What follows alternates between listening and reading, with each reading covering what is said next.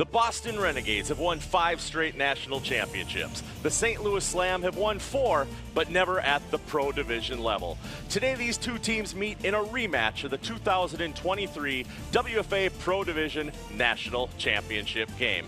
Fans, with Donna Wilkinson and Alex Westhead, I'm Brian Sweeney, and we welcome you to the Women's Football Alliance Pro Division National Championship here on ESPN2. And Alex, Donna, let's look right away at the players to watch for this game. Well, the player for the Boston Renegades to watch is Megan McFadden. She's coming in her first year at quarterback. She's got to get it done on the field. She's thrown 8 touchdowns and 4 interceptions. How she handles the pressure today is going to be key for how Boston does in this game. And if you talk about inexperience on the side of Megan McFadden, it's experience on the side of St. Louis quarterback Jamie Gall, who continues to add to a Hall of Fame resume in her own right. One of the top leaders in passing in the WFA this season, looking to add another gem to her stone with a championship here at the pro level. She'll have to fire hot wax down the crack to be able to make it work today.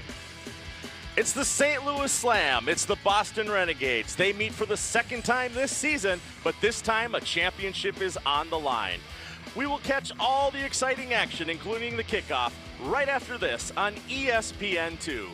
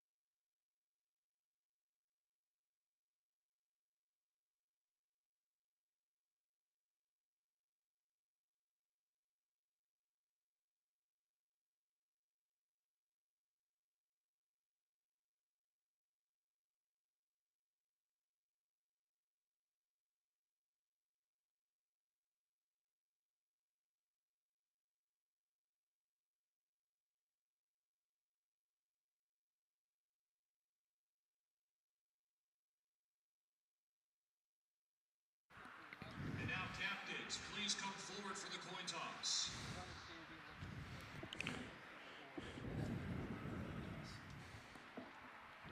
Joining the captains at midfield is the CEO of the NFL alumni, Mr. Brad Edwards.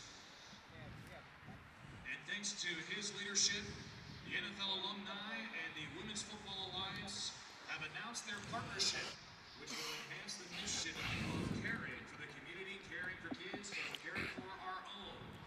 And under this partnership, WFA retired players will be recognized as pro football legends and will receive benefits. The WFA National Championship is brought to you by Aiden Nation, the official sports drink of the WFA. Fans, we welcome you to beautiful Canton, Ohio for this, the Women's Football Alliance Pro Division National Championship game. We're going to throw it down to the field now, where Brad Edwards of the NFL Alumni Association is getting ready to do the ceremonial coin toss. Welcome to the 2024 championship. Visitors, you're going to make the call. Mr. Brad Edwards of the Hall of Fame is going to toss the coin. Remember, WFA is heads. The Hall of Fame logo is tails. Who's going to make the call for the visitors? Number 24, what's your step in? What's your call? Tails, she's called. Ready? Thank you, sir. It is heads. You've won the toss. I'd like to defer. You want to defer? St. Louis has won the toss and deferred their choice to the second half. You want the ball, right?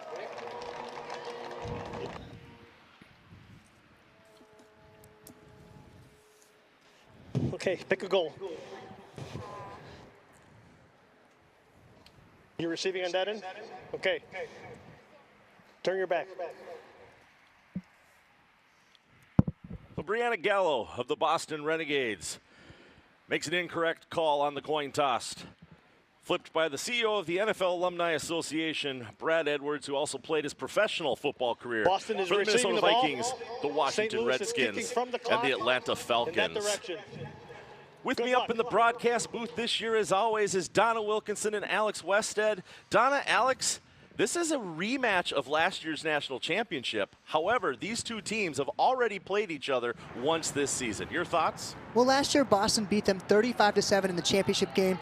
This year, they've already come out and had that loss. I think Boston's finally at a point where they can be beat this year. It's time to see if they can lose a championship game for the first time in 5 years. And with that, we are going to send it down to the field for the performance of our national anthem. National anthem.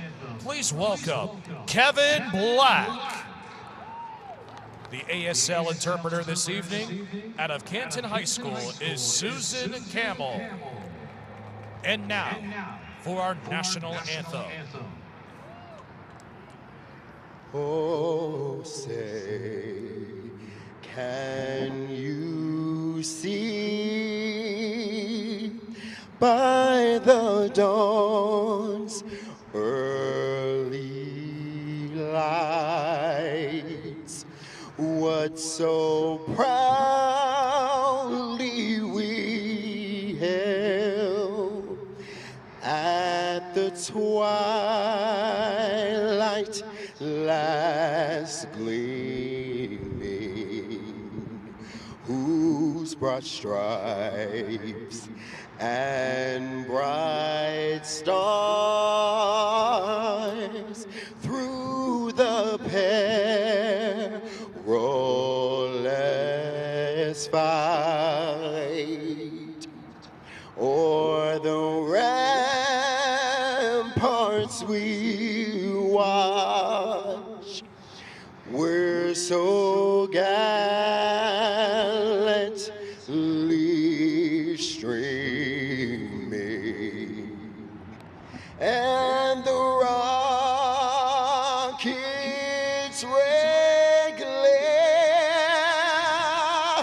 the bombs bursting in air, gave proof through the night that our flag was still there. Oh, say, does that star-spangled banner yet wave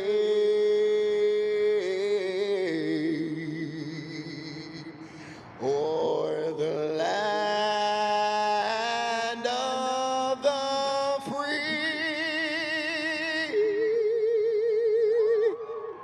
and the home of the brave?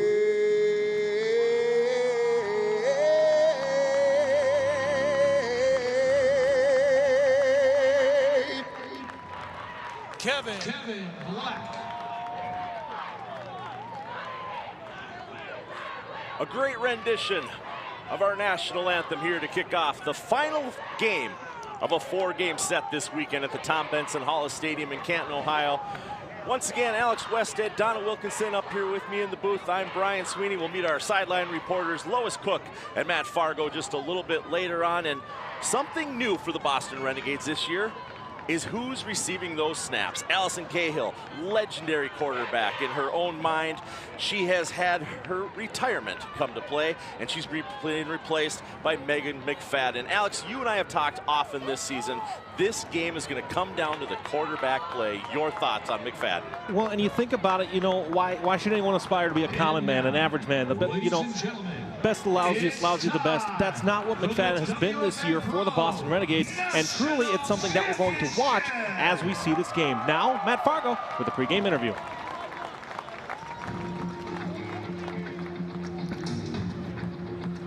Thanks so much, guys. The Boston Renegades have gone on a tear, and you mentioned the fact that they have 2 losses. They've already avenged one of their losses. It was to the Pittsburgh Passion 2 weeks ago, and the other loss on that schedule was to these very same St. Louis Slam. So, who's the underdog in this game? One of the Boston Renegades coaches telling me if they want to paint the 5-time champ as an underdog, that's just fine with us. Guys. All right, thank you, Matt. St. Louis kicking it off to the Boston Renegades in this, again, the final game, the Pro Division National Championship game.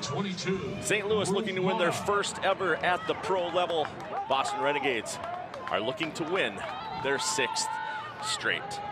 It's good, beautiful weather here today in Canton, Ohio. The sun is shining, lots of construction going on. This area is really growing along with the sport of women's tackle football. McMahon ready to kick it off.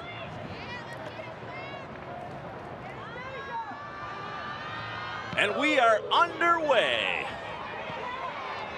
As McMahon's kickoff goes out the back of the end zone, Kashani Dumont lets it roll out, and Boston ready to take the field again behind a new quarterback this season. You'll see her number 14, Megan McFadden. Well, I'm really interested to see what McFadden does this game. She's had some ups and downs this season, but she's got to have a strong game here if Boston wants to have a chance to win against this hungry St. Louis Slam team. Well, and again, Donald, like we talked about in our pregame introduction there, you can't be best of the lousiest, lousiest of the best. You have to be excellent here to beat St. Louis. You talk about the losses that she had, making amends for the game that she played against Pittsburgh 2 weeks ago with the victory, a decisive victory, looking to avenge an earlier loss to St. Louis here today. Well, losing a game will motivate a team like nothing else. Boston was motivated. They crushed the Pittsburgh Passion in their comeback game. All right, 1st and 10 from the 25-yard line. McFadden instantly fumbles the snap, but picks it up right away, and she's going to be down by contact. That quick toss to Ruth Mata won't count. Her knee touched the turf. So on the first snap of the game, there's going to be a 3-yard loss for the Boston Renegades. Well, that's not something you're going to see very often with this Boston Renegades team. They're a very disciplined team, and that's just uncharacteristic to start this game.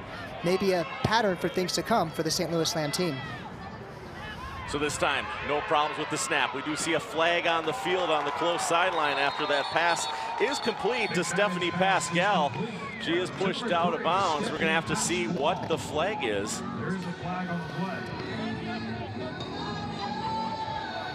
Sideline warning on Boston. So it's a sideline warning against the Renegades right away. So the play will stand. They're able to pick up a new set of downs. It's going to be 1st and 10 for the Renegades from their own 38-yard line. And this is what I think, Brian, that makes it so great, certainly for what Boston has done this year. McFadden having experience as a receiver for this Boston Renegades team. It's one thing to be receiving the passes, another to be throwing them. A great first look there. McFadden awaits the snap. Snap is up. Quick little handoff up the middle. Ruth Mata finds a little bit of a hole, gets a little bit of blocking on her. Picks up about 2 or 3 yards, going to bring up 2nd down. The snap. That offensive line doing what they do best. Hats on blockers, moving the ball downfield. The middle. Ruth Mata finds a little bit of a hole, gets a little bit of blocking on her. In terms of Boston Renegades football, Ruth Mata didn't play a full season, but since she's come back, she's been phenomenal. 2nd down and 5. McFadden looks for a wide open receiver. She has a wide open Ruth Mata on the right-hand side. She's only got one player to beat, but she doesn't get past Kaylee Nutzling, who pulls her down, but not after a huge pickup and another 1st down for the Renegades. Well, that's a blown coverage by the St. Louis Slam. Mata comes out of the backfield, runs a nice wheel route, wide open. Big gain on 1st down there. Well, Mata, 51 yards completion on that pass. Going to bring up 1st and goal from the 5-yard line for the Renegades. well, and Mata from Birmingham, England, again, you talk about the impact she has, not just carrying the football, but also receiving it. She was the leading running back receiver this season for Boston with just 6 receptions, but that wheel route, so effective there to put Boston in the red zone. It's a direct snap to Mata. Mata finds a hole on the right-hand side. What a great play by the Renegades as she's pulled down by Mary Altpeter of the Slam. And this might be one of the first storylines to look here for this game between Boston and St. Louis, where Mata was not playing in that game in St. Louis. A significant loss for the Renegades that so far is paying dividends here. Gain of 2 on the play. 2nd down and 3. Mata takes the snap. Looks for a block on her left side. She's going to get one. She's going to be close. We're going to have to see where the officials spot it. They're going to say that she is short of the line to gain. So it's going to bring up a 3rd and very short for the Renegades. Well, the benefit of having Mata back, they can go that wild card. They can do those stretch snaps to her and see the impact that she has as a running back. Well, and offensively here, if you're St. Louis now, you're in a very short yardage situation. You can pack that box a little bit, knowing with Mata out of the Wildcat again, it's probably a run up the middle here. Pass to Mata. Mata finds a black, but she is met instantly. Taken down by Mary Altpeter for a loss of yardage on the play. Is going to bring up 4th down for the Renegades. And Altpeter just blasted the line. She leads the St. Louis Slam in tackles with 41 combined on the season. Great job getting off the ball for a loss on that play. Named a defensive MVP of the league this season as well. Altpeter's been a longtime member of this St. Louis Slam team, as many of them are. I always love that one, coming right up the gap and making a fine defensive play. McFadden back behind the center, takes the snap, looks to her left. She's got a beautiful pass in the air, and this one is caught by Ruth Mata for a Boston Renegades touchdown. And just like that, Boston scores.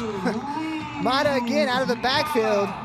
She's tough to stop. She gets leverage on the defender. Perfect pass. Great touchdown here from McFadden to Mata to score the opening points of this Pro Division National Championship game. Margaret Barton lines up for the point after attempt. Ashley Beckham, the holder. Ball is down, kick is up, and it's good with 10:54 remaining in the first quarter. Boston is up over St. Louis, 7-0. And good coverage that's thrown there by St. Louis, but just that one-on-one matchup. Mata, again, we've talked about that speed. So effective just going to the corner on that post on a 4th and goal from the 3. Well executed play by the Boston Renegades. Now with the lead, exactly where they're used to being comfortable in that spot. Well, St. Louis Slam has got to figure out how to get coverage on Mata when she comes out of the backfield. That's going to be key for them the rest of this game. Ruth Mata, player that I've watched countless championships games over the last 6 seasons. Watched her for the first time down in Atlanta, Georgia, the year after that in Golden, Colorado, and now 4 seasons straight here in Canton, Ohio at the Pro Football Hall of Fame. Speaking of the Pro Football Hall of Fame, Alex, you and I had an opportunity to tour the Hall of Fame Friday morning. Got to see a lot of things, got to see all the championship rings on display, and got to see the Boston Renegades jersey from last season as well, which Donna, yourself, and I helped pick that player whose jersey was going to be in there. And we get to do the same this year. One of these players on these 2 teams is going to end up with their jersey in the hall. Well, a year ago, Whitney Zealy was that player. And again, you see John Johnson, head coach of the Boston Renegades, a season of tumultuousness that they're not used to. But if there's anybody that can right the ship, it's that man, John Johnson. John Johnson, as you and I have spoken to him many times, Alex, one of the nicest people in women's sports. And not that there are any people in women's sports that aren't nice. This kick goes high a little bit over the head of Danielle Price. Price picks it up. She's looking to break a tackle. Gets something up the middle side. Gonna slip through a couple more Renegades until she finally looks like she's pulled down by Kara Galanis. Well, Jamie Gall's got an opportunity to show her greatness. She's done great all year. 988 yards throw-in, 19 touchdowns, really strong effort. Let's see what she can do here tonight. Well, and truly, Donna, that's par for the course for what she's done in her career. She's been a consistent leader for the St. Louis Slam. They've had some pieces change, some pieces get added where it feels like they add a wide receiver every single year. That makes this a dynamite offense, and now looking to answer the Boston Renegades touchdown drive. And if any quarterback can do it, it's Jamie Gall. She takes the snap, hands it off right away. Runner's looking for a block on the right-hand side. She gets a little bit further down the field. Jada Humphrey, the running back in that position, was able to pick up about 5 yards on the play. They're going to give her 6, going to bring up second down. Kylie O'Connor-Harrell in on the tackle, comes off that corner position, sheds the block. So it's second down and 4. For the St. Louis Slam on their first possession of the game. Boston on their first possession took the ball down. Ruth Mata with the touchdown. This time, Gall takes the snap, hands it off once again to Humphrey. Humphrey's getting a few blocks. She's going to get about 1 yard on this play. Going to bring up third and manageable for the Slam. Well, and for the St. Louis Slam, this is a team that, again, has had changes in the ground game as well, where Jada Humphrey came in last year for St. Louis and made an immediate impact, stretching the play from side to side. You know, friend of the program, Taylor Hay, was someone who was a north-south runner. Humphrey provided that extra depth to their running game that makes these third and manageable situations so much better for St. Louis, because you have someone who can turn up speed in the backfield and do so many great things with the football. Jamie Gall, running back to her left, 3 receivers to her right, 1 low near side of the field. St. Louis Slam wearing their black uniforms, moving right to left across your screen. Boston Renegades not used to being the visitors in this championship game, wearing their visiting uniforms. This pass from Gall is intercepted by Deanna Walsh, and Walsh is able to return it for about 12 yards. What a great play for the Boston Renegades defender to turn the ball over. Well, Walsh read that play all the way. She was reading the quarterback's eyes. No receiver in sight. She just jumps that pass. You see the replay here. Really underthrown ball. Great job.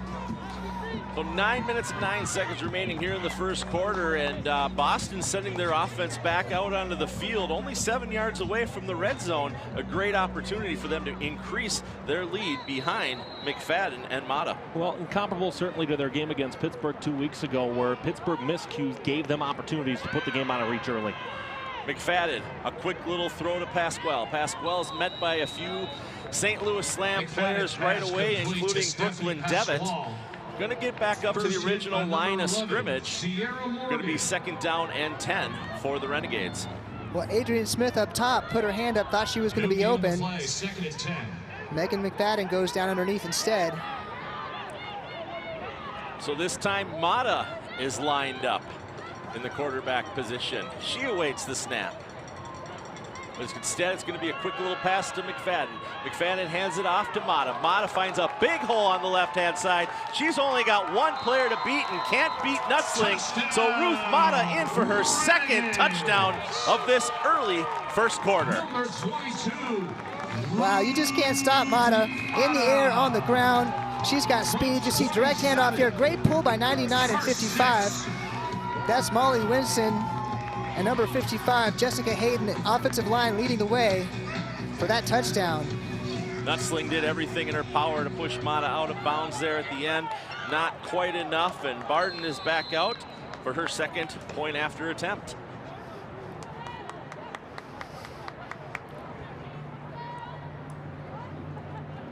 Snap is up, ball is down, kick is up. And the kick is through. And just like that, the Pro Division WFA National Championship game, 8:37 remaining here in the first quarter. Boston 14, St. Louis 0. We'll be right back.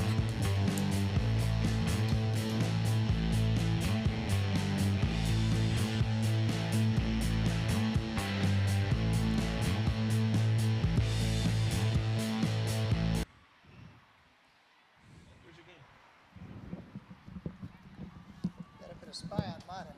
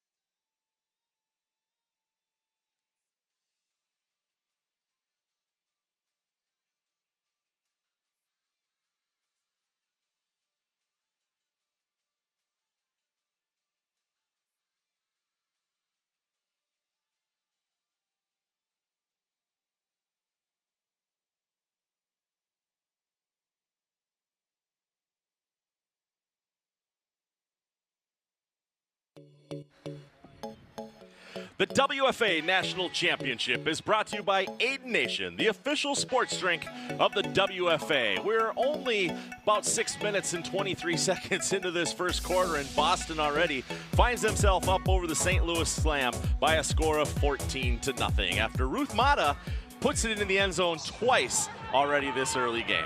Well, this is definitely not the way the St. Louis Slam saw this game starting. They've got to regroup here, figure some things out. Jamie Gall's got to settle down. She doesn't have to force those passes. There's still time. This game is still here for them. All right, Boston is ready to kick it off after their second touchdown. It's a little squib kick. Once again, it jumps up over the head of Danielle Price. But Danielle Price is able to field it. Gets a good block. She's getting a decent return on here. She escapes a couple tackles, makes it up past the 40-yard line before she's finally brought down at about the 42-yard line. And at this time, we have Matt Fargo, one of the members of our sideline crew down there, talking with Brad Edwards. Matt? Thanks, guys. The CEO of the NFL alumni, Brad Edwards, joins me. And Brad, thanks so much for taking some time out.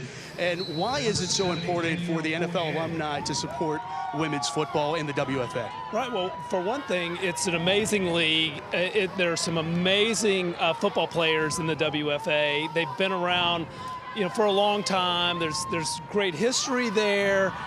There's tremendous energy, and it's such what's half our population, represented by females, and we just think that the future is so much going to be built around that and what that can mean for the infrastructure of all football, for men's tackle football, for women's tackle football, for the flag game, and everything in between, and we just see it as a tremendous catalyst to help drive interest, from just millions and millions of young people and young females, and giving them an opportunity in this country for this game, and others, eventually, as we're seeing the game, begin to spread internationally.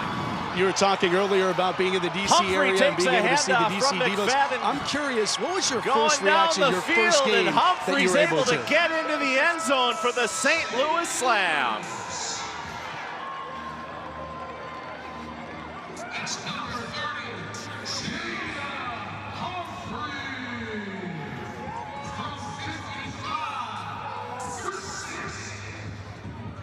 Here's a quick little replay. We can see McFadden, hands it off to Humphrey, who finds a wide open hole in the middle of the field created by her offensive line, and she takes it to the house for 43 yards to get St. Louis on the board. Well, yeah, looking there, Boston didn't have anybody in the middle of the field with their defense. They were all spread out wide, leaving a huge gap up the middle for the St. Louis Slam to take advantage of. Friend of the program, Taylor Hay, puts up the extra point, and it is good. And with 7:38 remaining here in the first quarter, Boston up over to St. Louis, 14-7. And if there was anything, and I think we can get it back down to Matt here after we see this replay. All right, Matt, you can finish up your interview this time. Sorry we had to interrupt you for that touchdown run. Doesn't have to wait on us to get into the end zone. This is a championship game after all. But, Brad, talking about the first time that you ever got to see women's football, what was that moment like for you? I know there's a little bit of apprehension when you first walk into it, I'm sure. Well, because you're not really sure what you're going to see. And when you've been doing, I spent 24 years playing the game, from 8 to in my early 30s. And so that's what and from a youth league all the way through major college, and so you're not really sure what you're going to see, and then when you get there and you see, wow, this is a really good product, and these women are very skilled at what they do. The effort that they give is extraordinary, and it's very clear that they want it every bit. They're every bit as competitive as any of the men are, and the passion that's there, and just you see them on the sidelines and just how badly they want to win. I think it's really infectious. The NFL alumni is so important with being able to give NFL alumni resources after the game of football, because it is only so much of your life. How important now is that for the WFA to provide that same service for women once they get off the playing field? Yeah, we see it as equally important to us is the mission ultimately for us, which is really a three-parted mission, which is caring for our own. And principally that means helping fill in the gaps of care that they may or may not have, or that they get from the ecosystem, from the NFL, the Players Association, caring for kids and caring for community. And that shows up in food assistance programs, determinant of health programs, childhood literacy programs. So we see the Women's Football Alliance as being a critical piece of that. Like, here's a whole other population that's going to bring passion and energy to helping create that kind of change in the communities, their communities, and with kids. And it gives us a lot of satisfaction knowing that we can help them form chapters, come together, and be tied to their game for the history for the rest of their lives. I mean, that's what we see with NFL alumni, certainly being tied back to the game, the league, and we see the same thing with them. Well, thanks for all you do, and thanks for the time. No, it's great. Thank you. Brad Edwards, back up to you guys. All right, Mata instantly takes a handoff from McFadden after she returned that kickoff.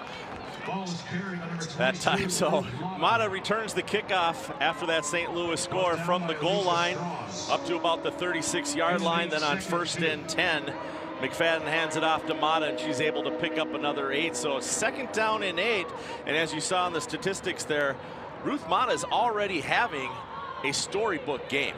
Well, with a rushing touchdown, a receiving touchdown, she's doing it on all directions. Really tough to stop. McFadden takes the snap, hands it off to who else? Ruth Mata. Mata's looking for a hole in the middle, but this time she is met by a bunch of the Slam players, including Mary Altpeter. Well, and for the Boston Renegades here, you think about their running core in the past, where you've had Mata, Falkowski, Kusanen.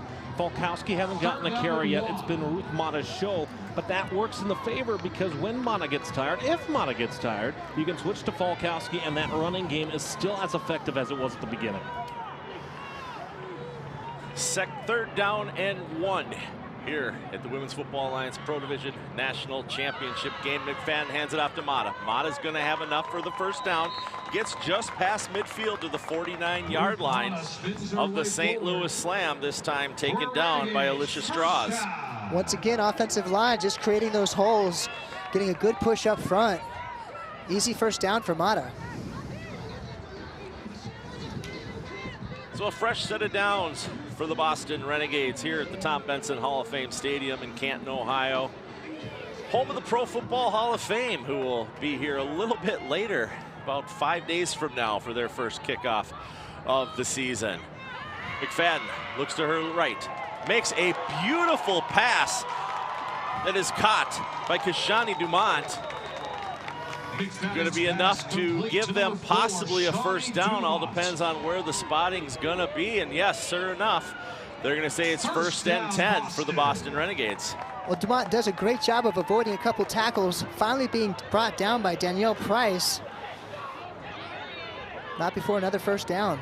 Well, Price, a player who's used to playing both sides of the ball. She's had a couple of stints with St. Louis. In the past, she's been on offense, but certainly a great secondary player here. McFadden takes a quick snap, dumps it over quickly, and this one might be intercepted. Looks like it was picked off. Looks like it was picked off indeed. Kaylee Nutzling of the St. Louis Slam with the all-important interception as Boston was moving down the field. Nice little tag team action there. One player tipping the ball, next one coming up, making the interception. That was a great tip by Danielle Price, who Alex just talked about there. Then Nutzling comes up and pulls the ball down to herself. And just like that, the St. Louis Slam are in business again. They're looking at 1st and 10 from their own 28-yard line. Well, and for Kaylee Nutzling as well, she's had time and she's had experience as a kick returner for the St. Louis Slam team. And so that tip drill worked so well for St. Louis. You'd think you're behind a couple 13, 14 points. Now all of a sudden, it's a one-possession game, and you've got momentum on your side. Jamie Gall takes the snap, hands it off quickly to Jada Humphrey. Humphrey gets about 7 yards on the play. Looks like they're going to give her 8 on that. It's going to bring up 2nd down and 2. And this, Brian, I think is what we have to see out of St. Louis here. We're going to see Jamie Gall have to throw the football again later on in this contest, but as long as Humphrey continues to rack up the yardage, I think you keep going with her until Boston's able to figure out a stop. Second down and 2 for the St. Louis Slam. Jamie Gall awaits the snap, hands it off to Humphrey. Humphrey gets a hole. She's going to have enough for a first down. Makes it out to about the 45-yard line. Well, Boston running this 3-3 defense. St. Louis Slam finally figuring out their blocking assignments, creating some room in the backfield. Good run for first down.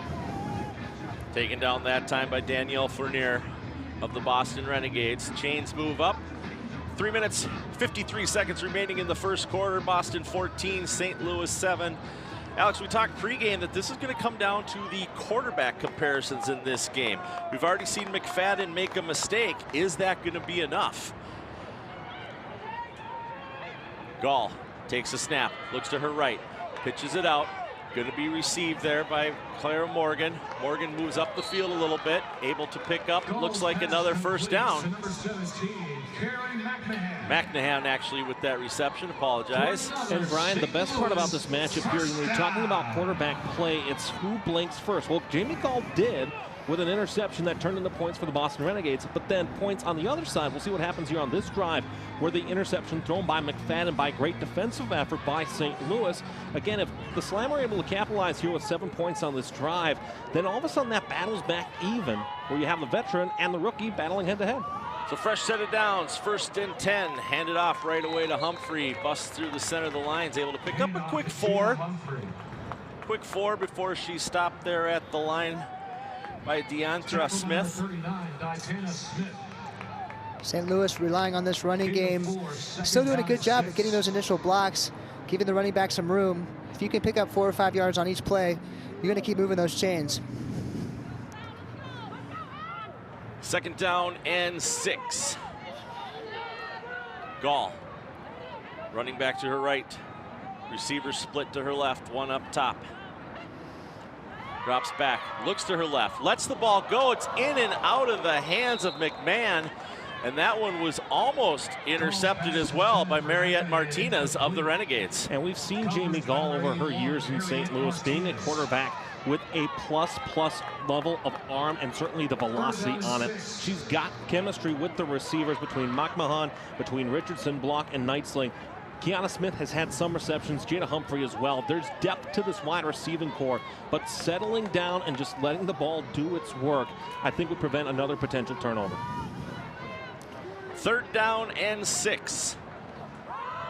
Gall takes the snap. Once again, it's Humphrey who's really becoming the workhorse for the St. Louis Slam in this first quarter as we hit the 2-minute mark. Fournier of the Renegades with the stop. Well, Fournier does a great job of just blasting through the line. She's number 2 in tackles with 57 combined on the season. She's not letting the running back through this time. So after the first interception of the game by McFadden, St. Louis here is looking at a 4th and 5. In the WFA, more times than not, we see teams go for it on 4th down. Those of you new to watching the sport. Gall calls out her plays. Ball is snapped into her hands. Looks like she throws it over. This pass was intended for Nutzling. Incomplete. Boston Renegades going to take over here on downs. And that goes again back to that earlier point where I think rushing the throw a little bit ahead of that route, throwing it high and long, I think that's a mistake where if Jamie Gall could just hold on to that ball a little bit more and just let the natural course of the play happen. We can see here on this replay that simple in route from Knightsling on the far side. Again, just lead that receiver just a little bit more to give her the only opportunity rather than throwing it long and giving Boston a chance to return it. So Boston's offense back on the field. McFadden, Mata, Pascal. This time, snap is up. McFadden looks, gonna throw it away. We have an official. There's an incomplete pass. We have a flag on the play. There is a flag. Wait and see what the call is from our official here.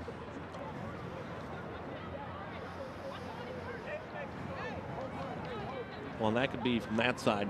Could certainly be Holding anything on number there. 68, throw down, 10-yard penalty from the previous spot. But that'll be our first penalty of the contest, a holding penalty assessed against the Boston Renegades, backing them up. And those long field situations where you give yourself 1st and 20, 1st and 30, you're trying to avoid that as much as possible. But a game that's going to be filled with momentum, you can't give St. Louis, and St. Louis can't give Boston any momentum through unforced errors. 1st down and 20 for the Renegades. McFadden takes the snap, hands it off to Dumont. Dumont finds a couple blockers. A great pushing effort by the line on the left-hand side of the field, and we are going to see a couple flags thrown on that. Well, great blocking out in front of that play. Defense got a little bit frustrated by the great blocking of Jessica Hayden. Ripped her helmet off at the end of that play. Officials will get together to see what that is. Dead ball, personal foul on number 47 after the play.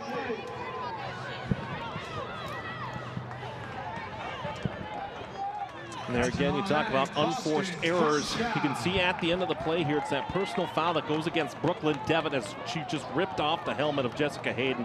No intent certainly there. You certainly wouldn't hope so, but that's the kind of thing where an unforced error gives you momentum as the other team.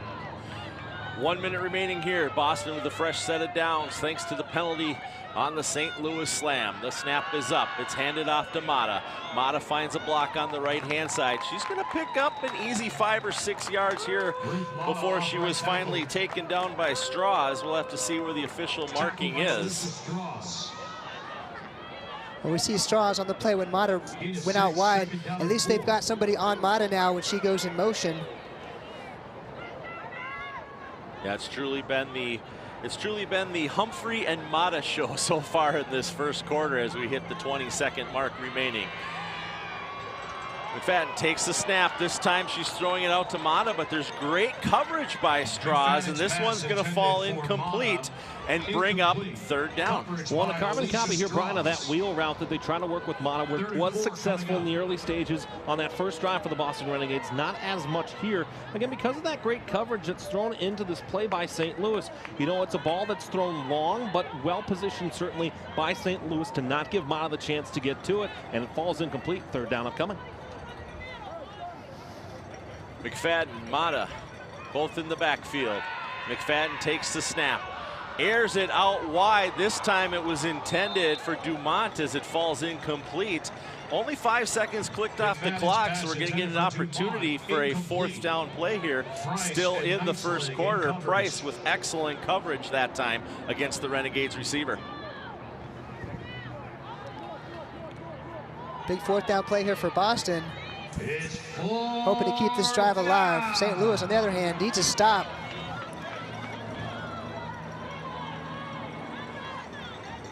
The Boston Renegades moving the personnel around on the line.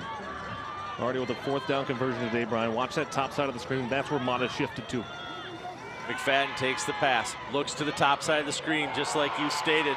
This time the pass was intended for Pascal, falls incomplete, and this time is the St. Louis Slam. They're going to take over on the downs. Well, great coverage there by Ciara Morgan, the defensive back for the St. Louis Slam. Jumps in there, breaks up that pass. Great effort on 4th down. So 1st and 10 for the St. Louis Slam. They'll have time to get a play or two off here before the end of the first quarter.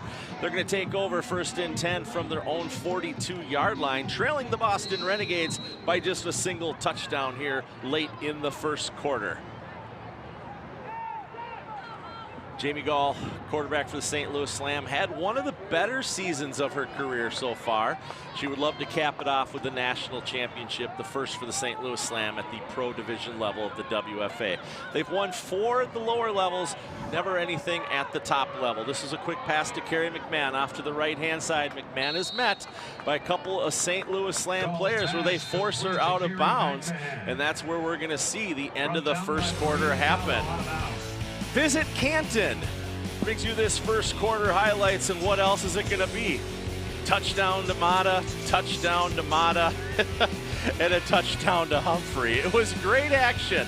We look forward to sharing the second quarter with you on the Women's Football Alliance Pro Division National Championship.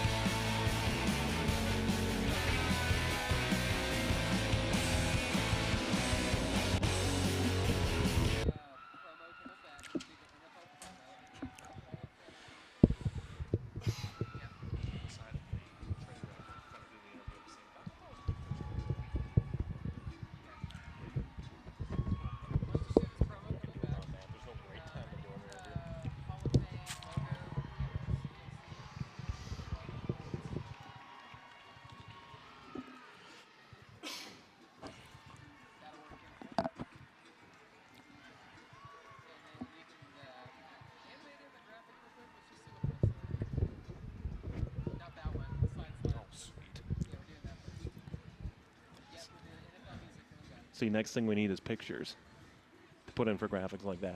But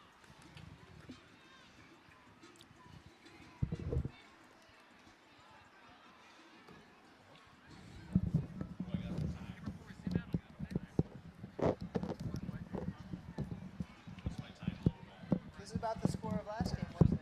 It's about 14-7 at the end of the first quarter last game. Oh, scoreless. It was score. Oh, those are all second quarter scores. Second down and 8 to begin the second quarter.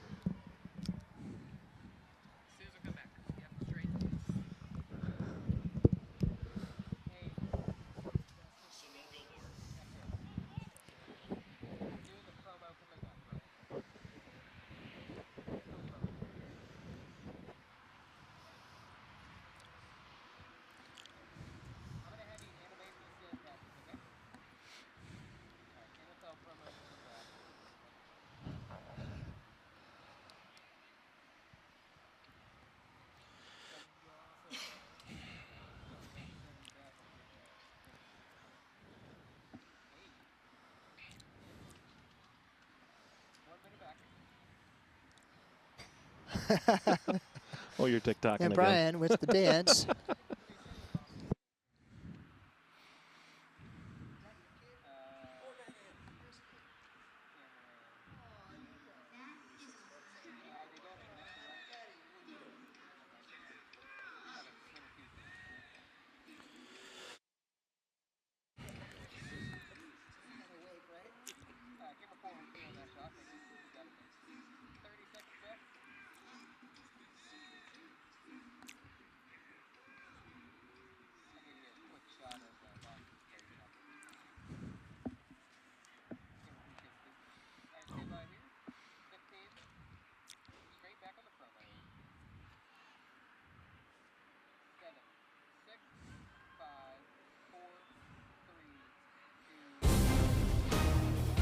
The NFL preseason kicks off Thursday, August 1st with the annual Pro Football Hall of Fame game.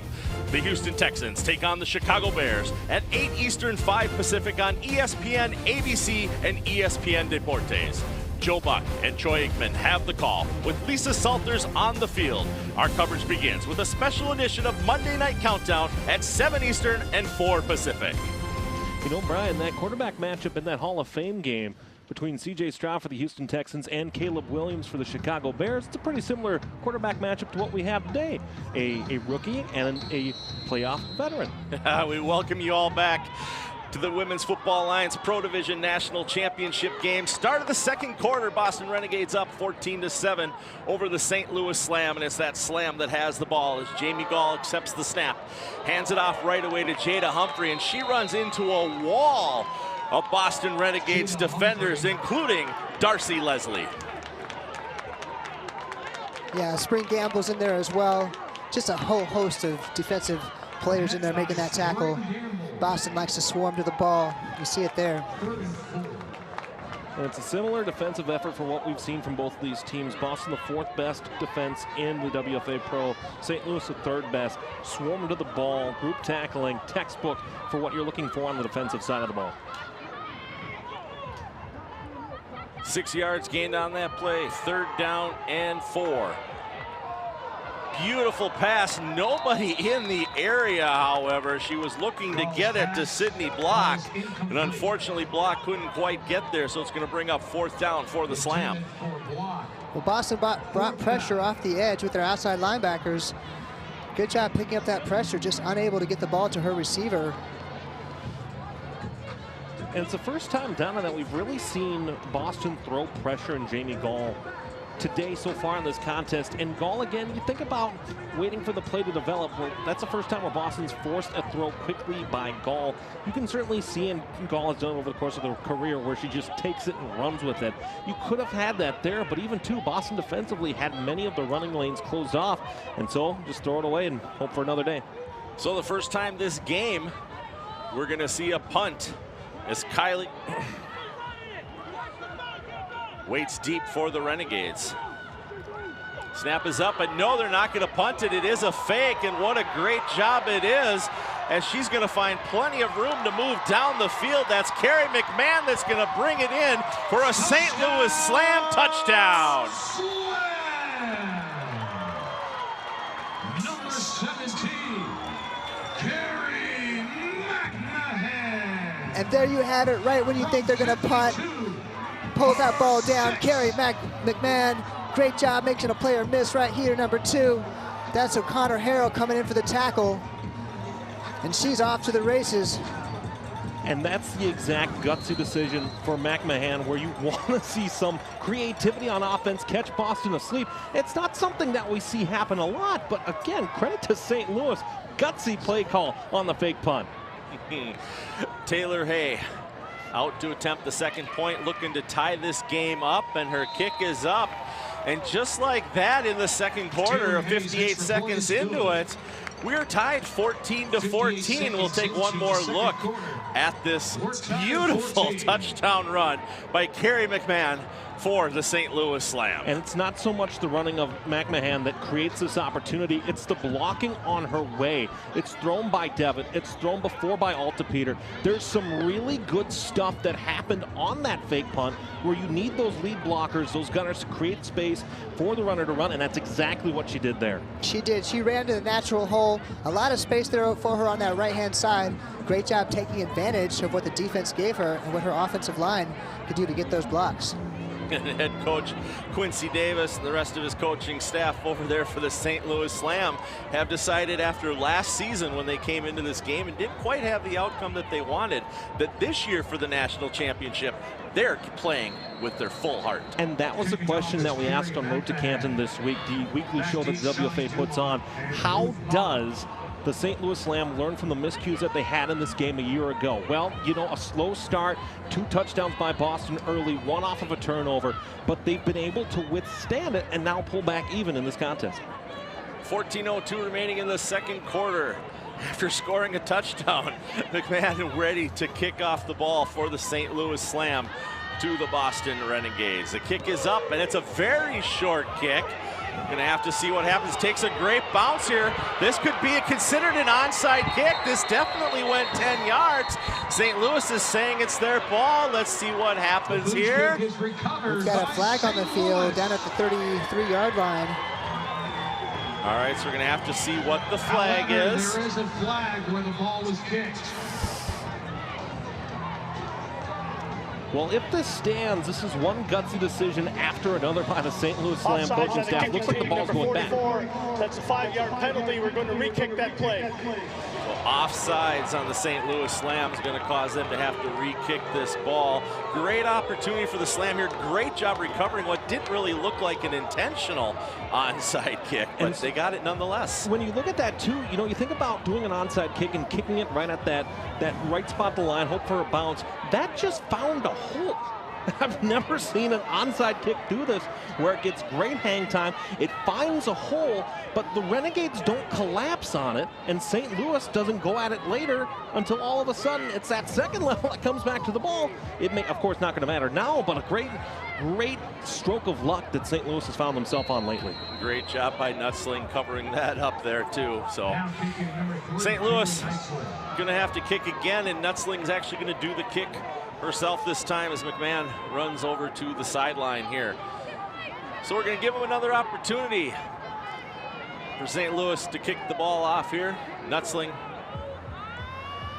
hits the ball. This time it's a line drive kick down the center of the field.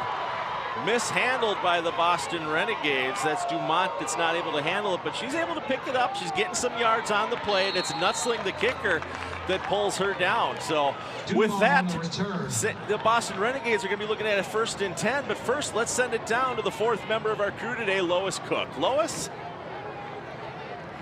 It is such an exciting game down here, and it's a lively atmosphere. The fans are all in, and it's hard to tell which team has the most fans. But I talked to both coaches just before kickoff, and they each seemed humble but confident. I talked to Coach Quincy Davis of the St. Louis Slam, and he said that despite that they won their game against Boston earlier in the season, that last game is not useful. Every game is different, but one thing is for certain, both teams came to win. Thank you, Lois. And that's right, we're definitely seeing some great play today. Right away, McFadden takes the snap and throws it to her left to Adrian Smith. For the first time today, we haven't seen Smith's name called, but she's going to pick up pretty much a couple of yards on the play. They're going to say she got only back to the line of scrimmage, going to bring up 2nd down and 10. Well, Smith, one of those veteran players. I played back with her on Team USA back in 2013. She's been around for a long time. 2nd down and 10. McFadden takes the snap. Looks to her left. She's got a player open, and this time it was intended for Dumont, but there was great coverage by Smith of the slam. Well, this again is where you start to think about how does this game evolve in the game of passing, especially from McMahon looking for space and time. Again, a good throw needs to be a little bit further, but again, what we've seen from St. Louis, Brian, is this great coverage by Morgan over the top.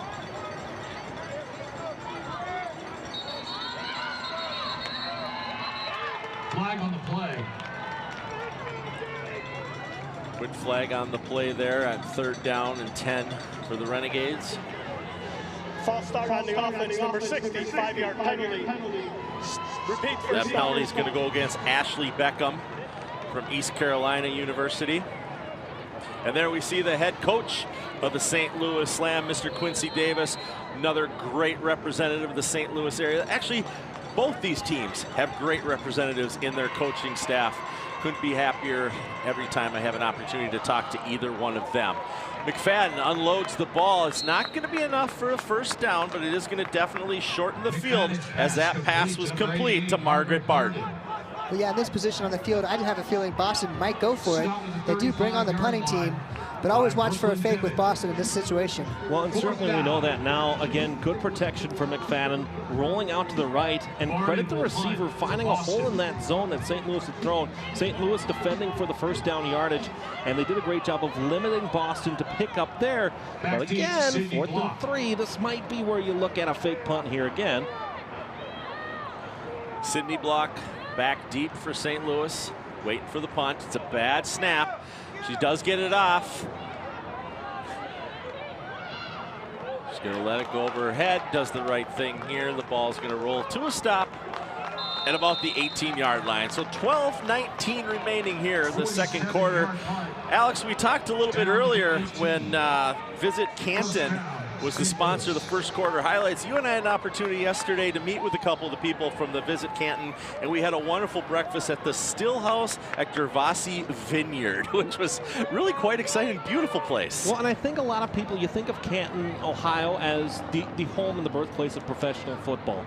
And it's a great place to go, not just for that, this great Hall of Fame village, but it's the wineries, it's the golf courses, it's the little dive bars that exist in downtown Canton. George's Tavern, a favorite of mine here in Canton, Ohio. There's so much more to this city that you just can't get to if you don't come on out. So make sure that if you're listening and you're watching, why don't you come on out and visit Canton? Visit Canton, what a great slogan indeed. So it's going to be 1st and 10 here for St. Louis. Jamie Gall takes the snap. She's going to air this one out. She's got a receiver in mind with Sydney Block. It's overthrown just a little bit, but some great coverage there by Shay Lyons of the Renegades. Yeah, a little bit of contact on that play, but no call. Great defense.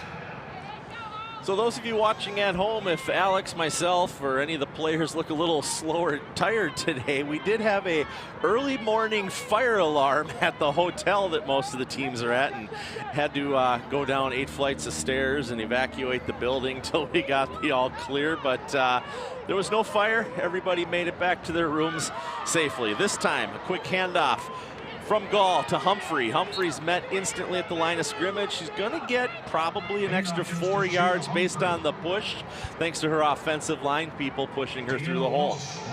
Well, Darcy Leslie does a great job coming straight up through the middle from her linebacker position to make that stop.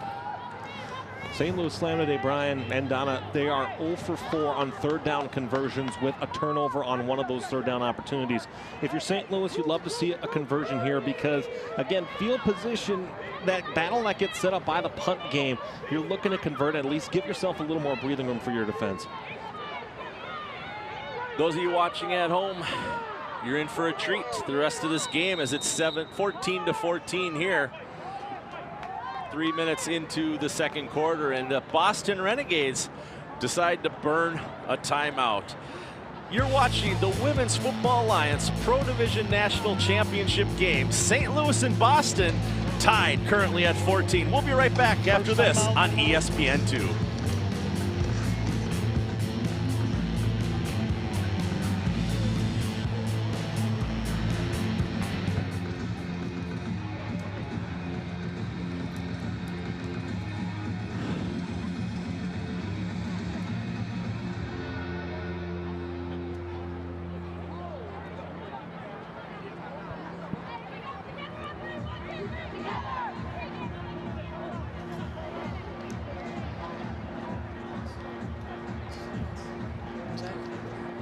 So after the billboard, we'll have you come on out and just go over the running back stats. Okay.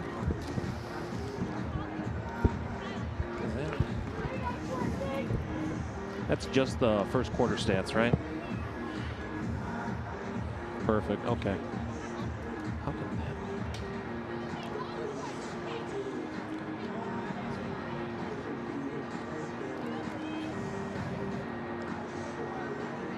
that? Hey, Brian, it's early now. St. Louis.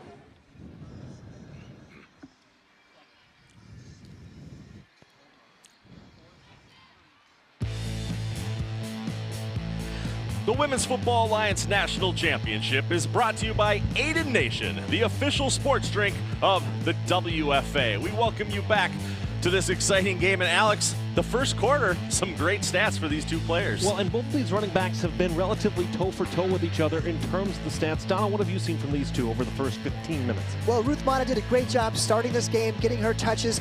The Salem defense is doing a better job of covering her now. Jada Humphrey also 8 touches, 99 yards, 1 touchdown, doing a great job for the St. Louis Slam. So speaking of the Slam, it's 3rd and 4 for them. As Gall takes the snap, looks to her right. She has a completion to Block. Block finds a block on her own, and she's going to slip through a couple tackles. She's going to be right up there. They are going to give her a first down, so that's a first down for the St. Louis Slam. Keeps the clock moving in their favor, keeps the ball moving in their favor as well. That was a great play by the St. Louis Slam. Boston's bringing pressure. Best play to run against pressure is a quick little screen. Offensive gets out there, tries to make these blocks. 1 block there.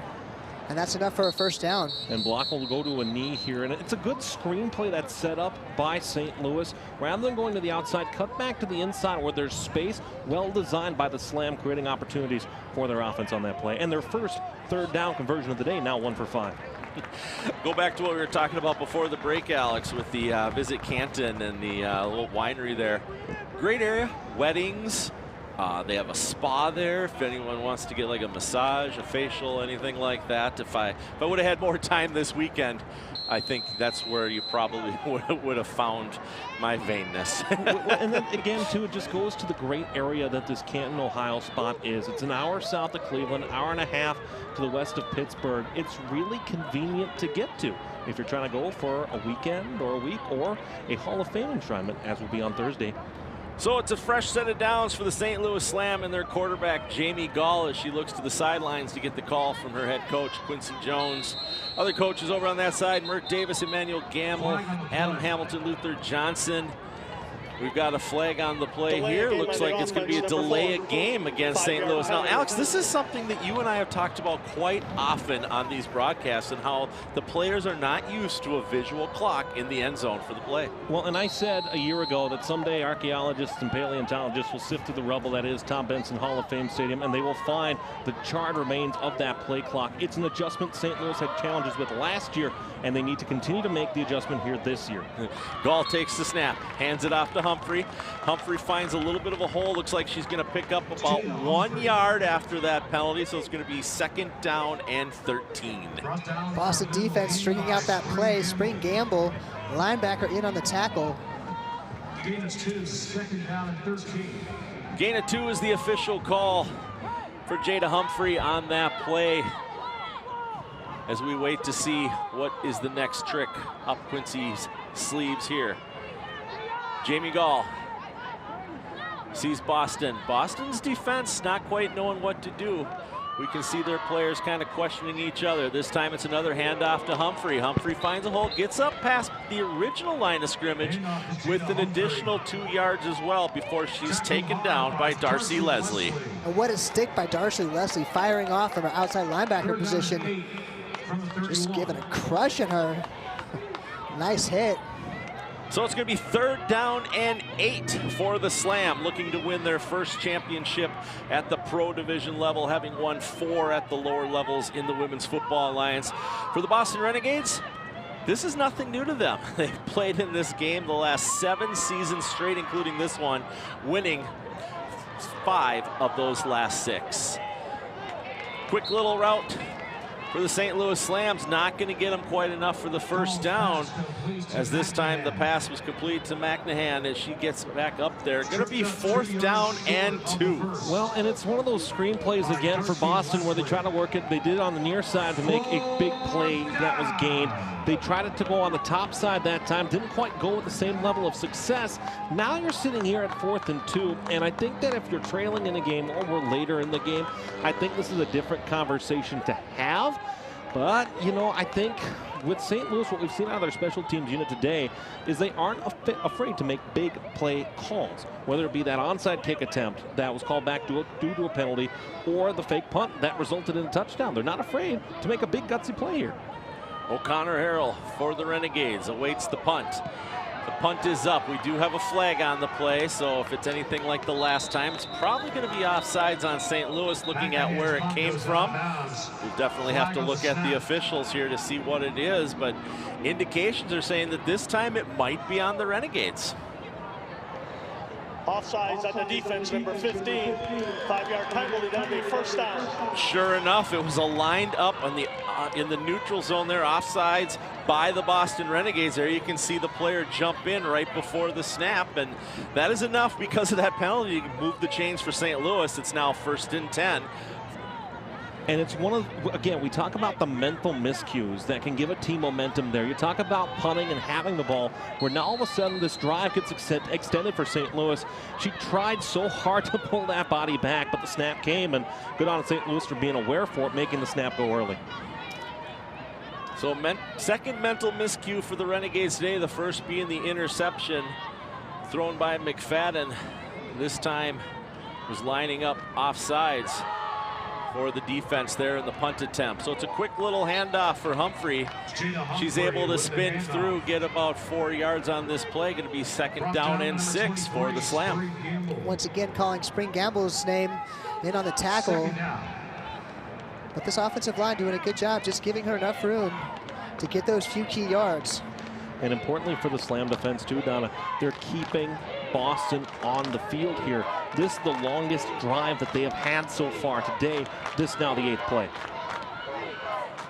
So that 8th play is handed off, just like many before it, to Jada Humphrey. This time Humphrey gets another 3 yards. Going to be 3rd down and 3 for the St. Louis Slam when Smith on the stop for the Renegades. 3rd down and 3.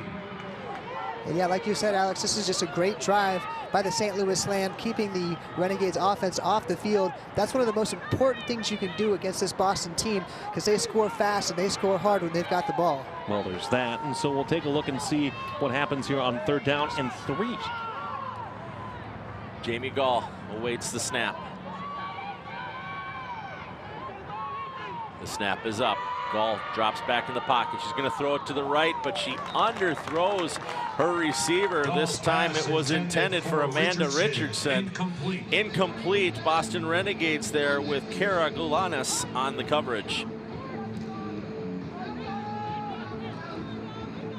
And again, this is another time where you have to have that conversation. Ball's perfectly at the 50-yard line. Good teams score on short field, so that has to be in the head of St. Louis here. But the offense appears to be on the field, and I wouldn't be surprised if they give it to Jada Humphrey here.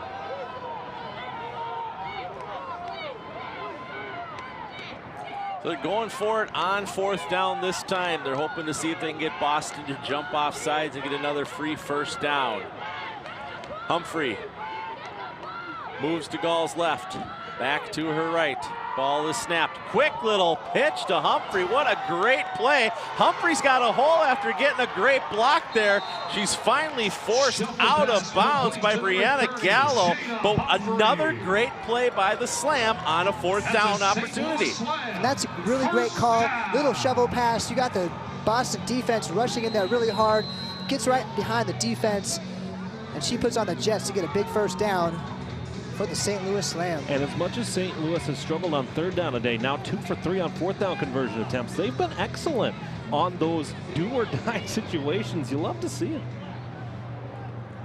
So for the first time today, St. Louis is threatening to take a lead as they are now 1st and 10 from the Renegades' 28-yard line and moving the ball left to right across your screen.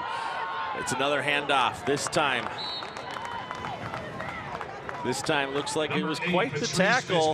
That was Fitzpatrick, the running back for the Slam. This time she was tackled by Smith of the Renegades. And Smith just comes right off her block as they're tied as a defensive line. Make that tackle.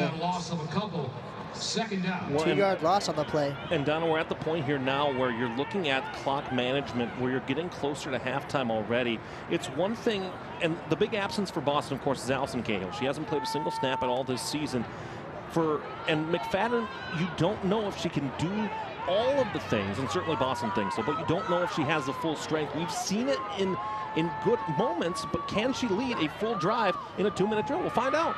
Gall throws it up the middle. This time it is in and out of the hands of McMahon.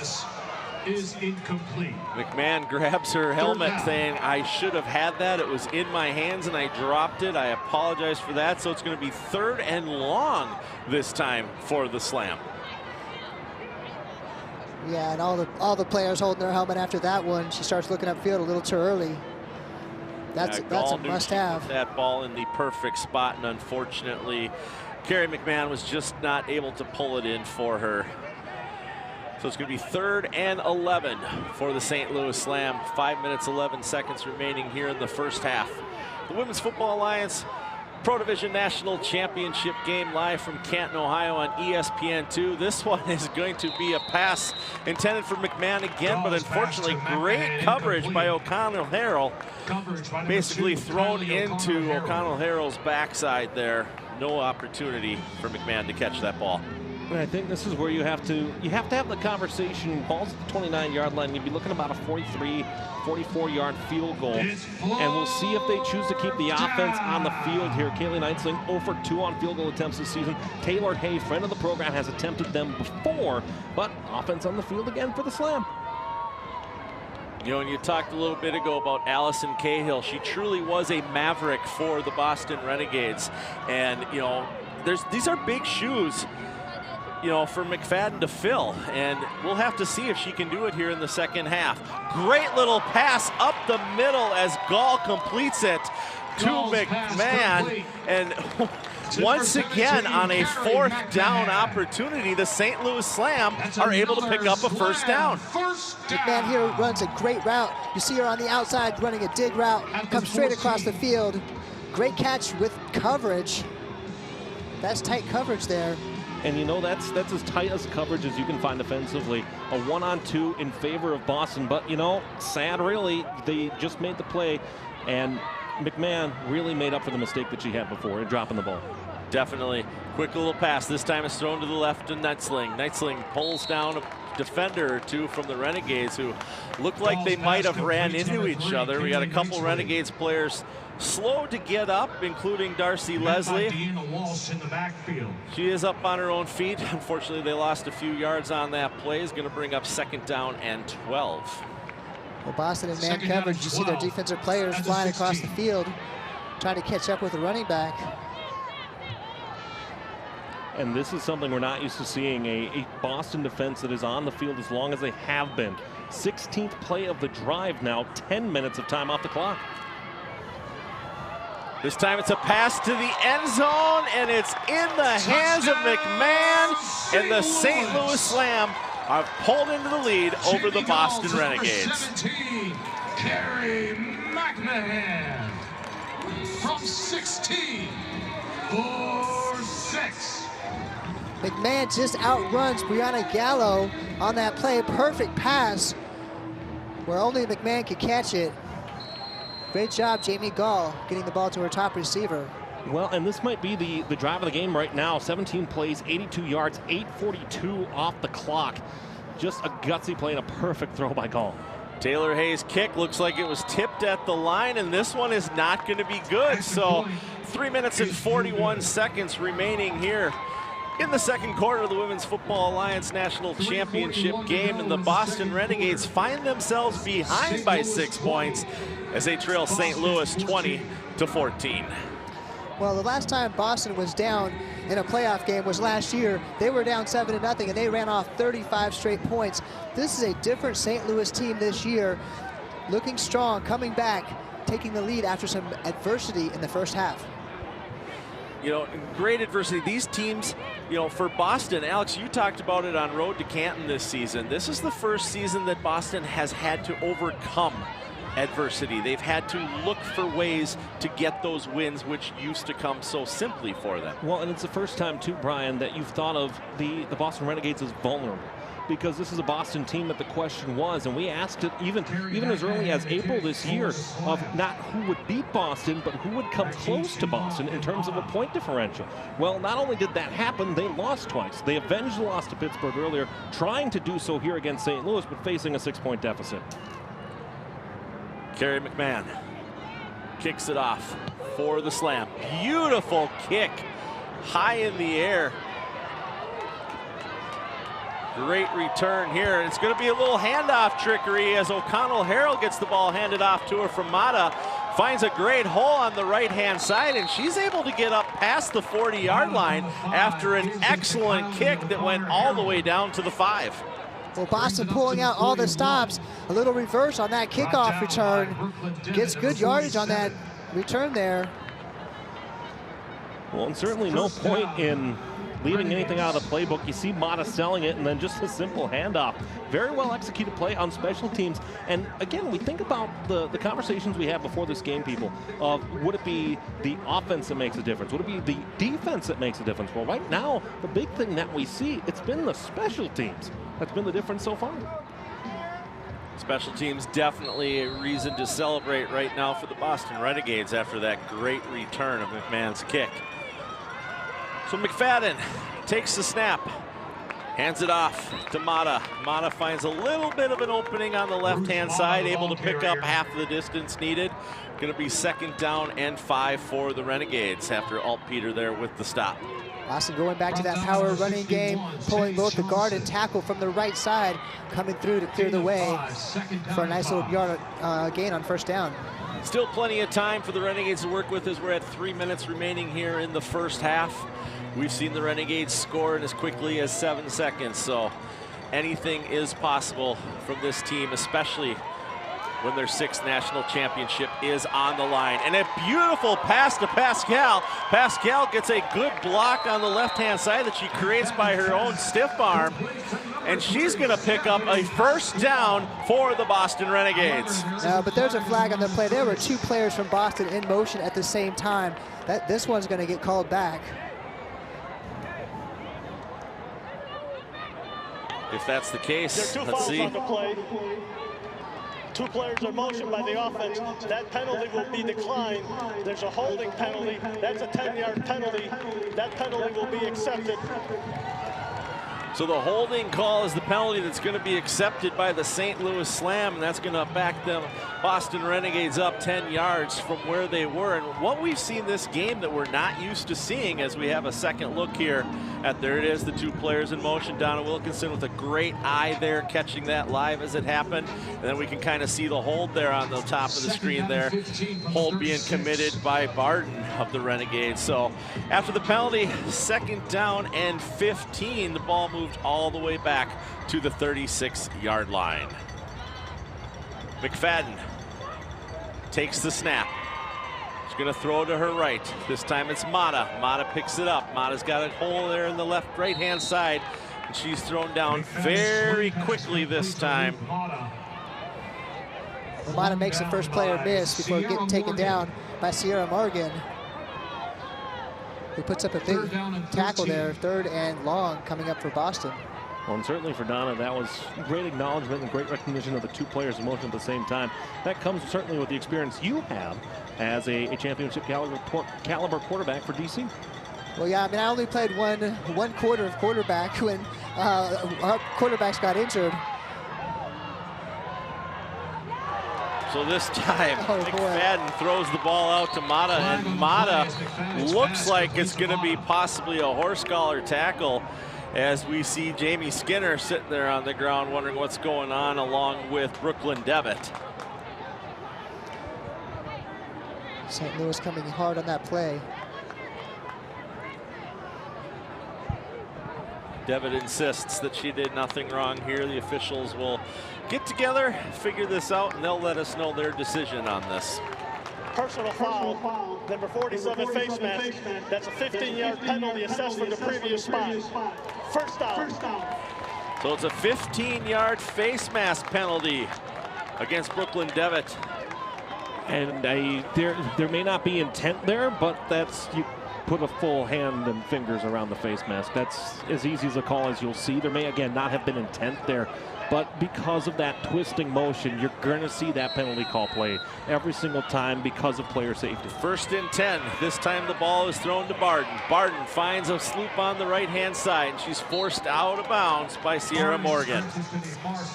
Well, the St. Louis Slam defense doing a great job of just stretching this play out, not giving her a chance to turn upfield.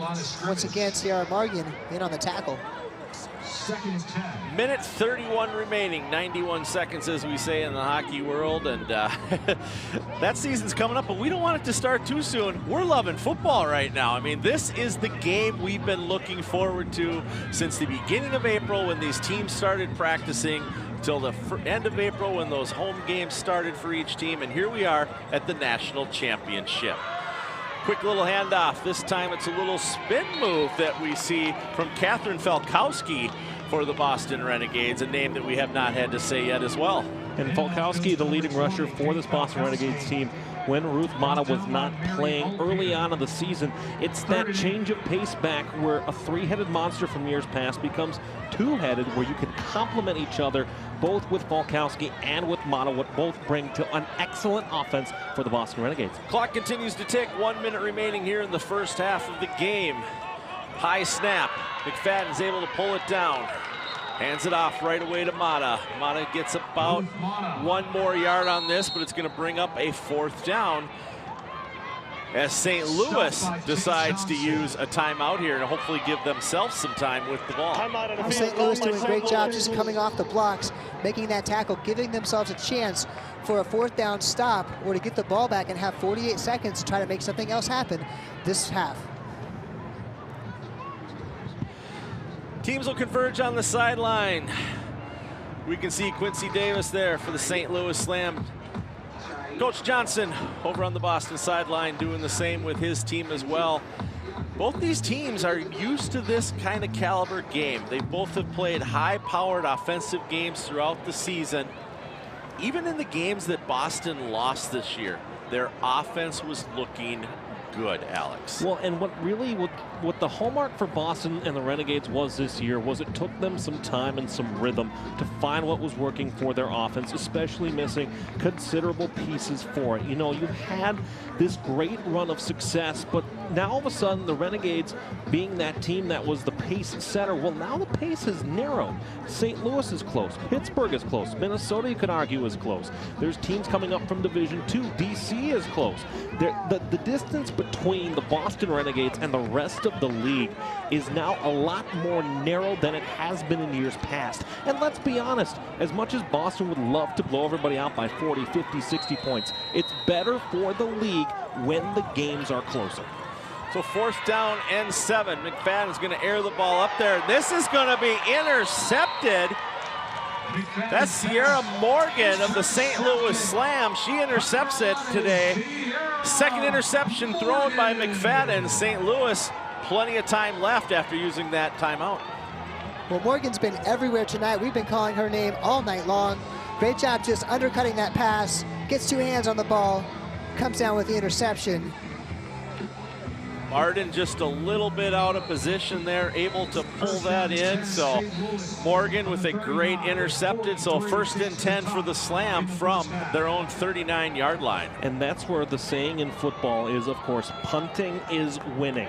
And in that instance, you can think about going for it, or you know what, try to go for the coffin corner.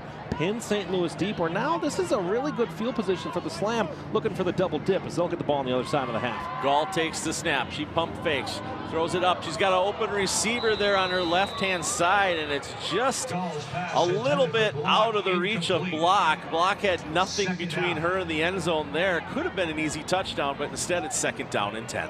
The fans are on their toes for that one as she breaks free down the side of the sideline. Just overthrown.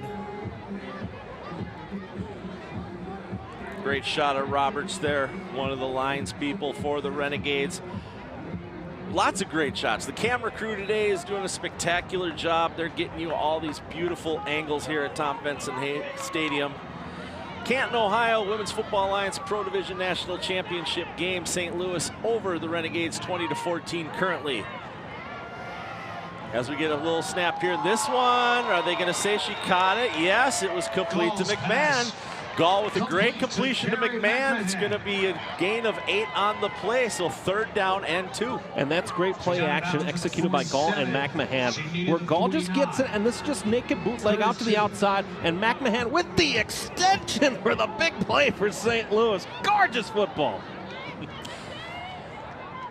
3rd down and 2. 31 seconds remaining on the clock here in the first half.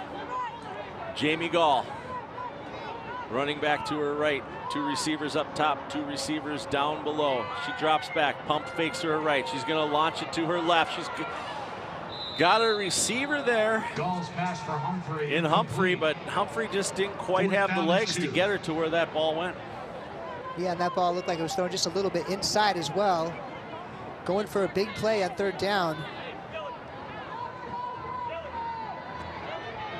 Well, in St. Louis, on that possession, having 2 timeouts to work with, did not use any of them. You know, you could have used a run there on 3rd down. You could have certainly tried to make that shorter field and continue to keep it going. Again, NCAA rules are what is played by here, where the clock does at this moment still stop after a 1st down. And so you still have that extra time, but St. Louis content appears here that they'll punt it away and be content to play defense and go into the locker room with a halftime lead. Well, being that it's 4th down, we're watching the time here, and we're going to have a delay of game call because once again, St. Louis is burned by the play clock. Delay of game on the offense, number 17.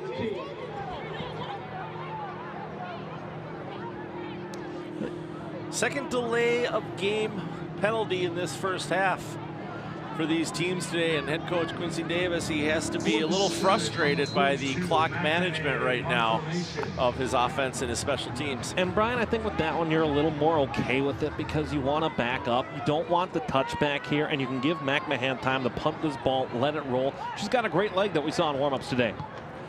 Great leg indeed, and this one is going to be a great punt.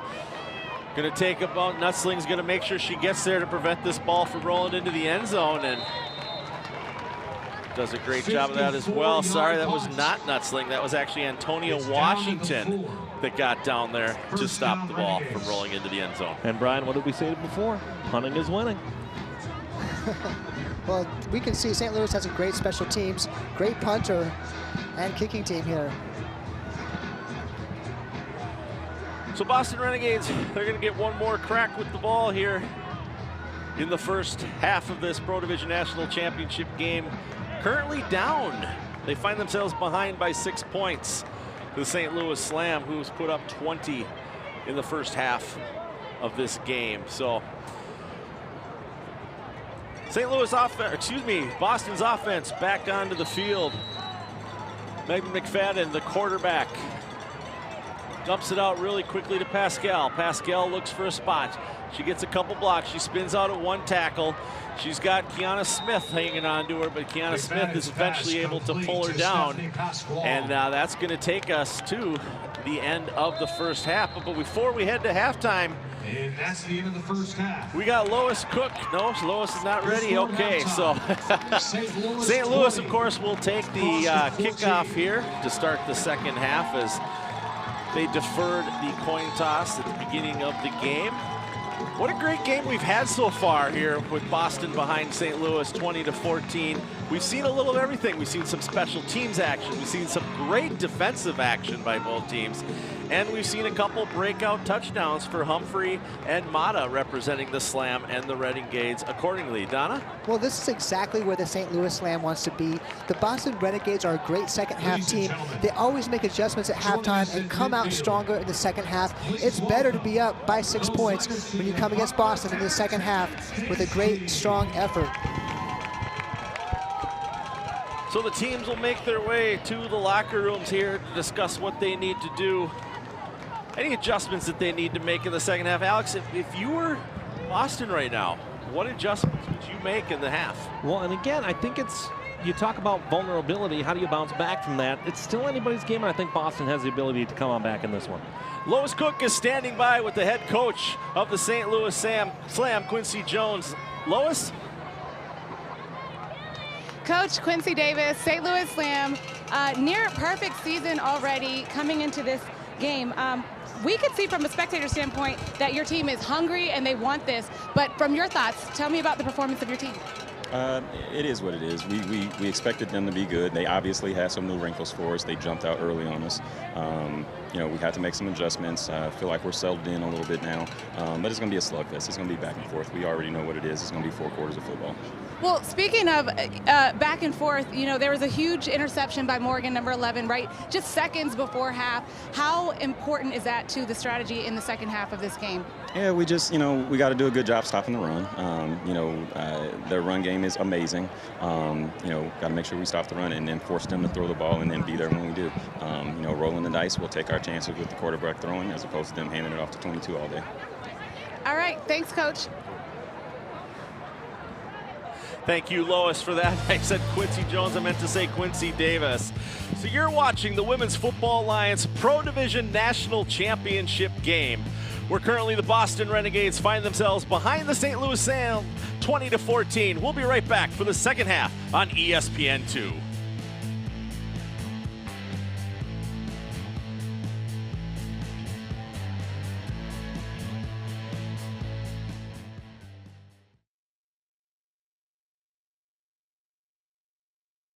Doing the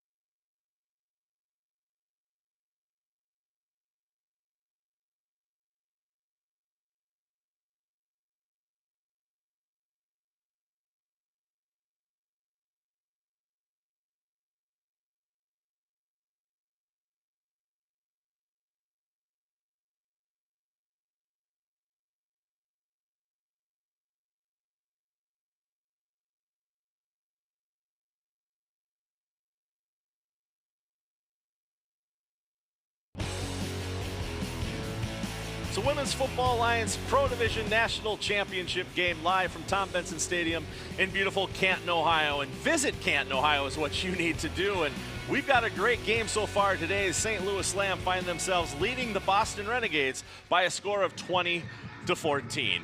It's halftime, and how great is this, guys? We are seeing a game that is truly exciting and one for the ages. Donna, your thoughts on the first half? Well, Ruth Mata got off to a great start, scored 2 touchdowns for Boston.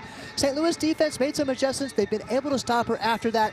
That's going to be the key in the second half. Are they going to continue to be able to stop Ruth Mata and this offense that Boston continually scores on all game? Well, and I think, Brian, that's going to be our big key to the game here is watching the defensive performances the rest of the way. You know, 2 takeaways by the St. Louis defense, both interceptions, but then also how do they bounce back from that? How do they find a way to make sure, do the Boston Renegades, that they can take the ball away from St. Louis? Because if they can get that turnover margin back in their favor, this is still a 1-possession game where all you need is that 1 takeaway, and it's a whole different ball game. And I'm excited to see what happens here in half number 2. Yeah, the second half is definitely going to come down to the special teams and the quarterbacks for these 2 teams. We'll be right back after this for the second half on ESPN2. You're watching the Women's Football Alliance Pro Division National Championship game.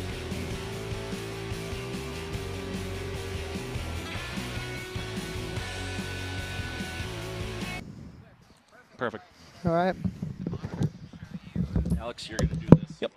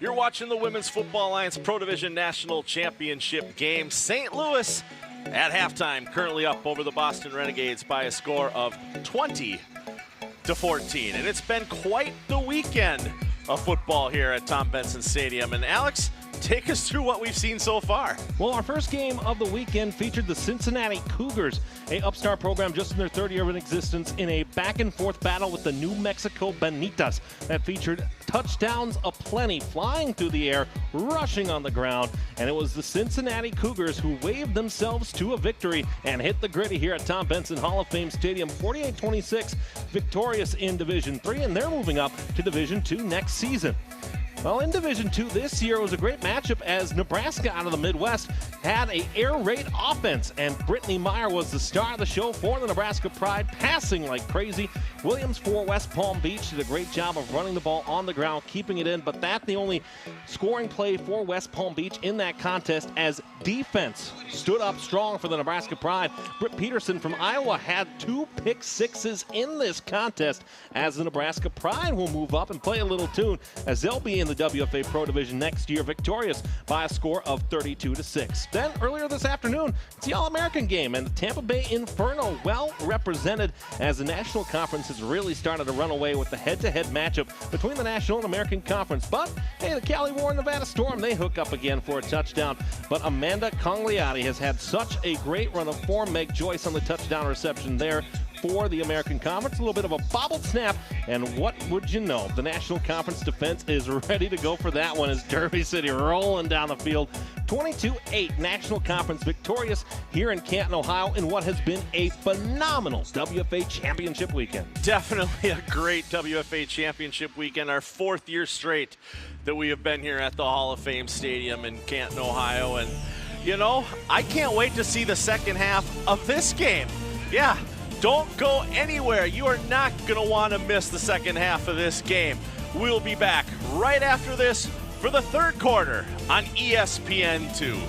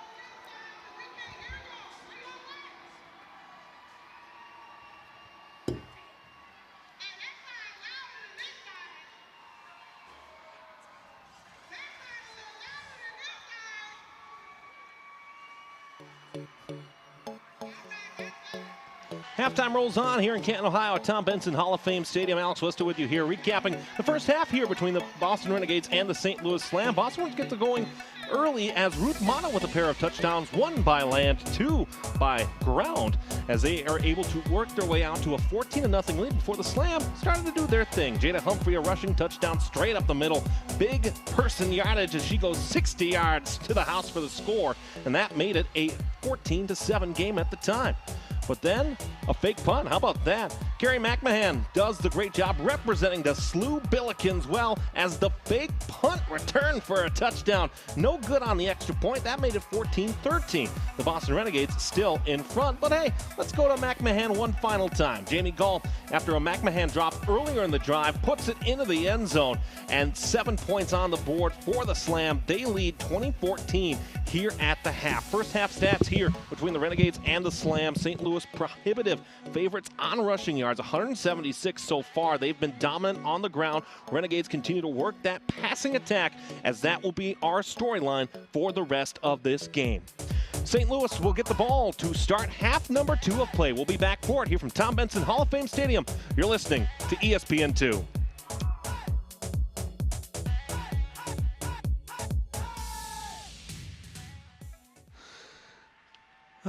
That's how you know you do radio too much.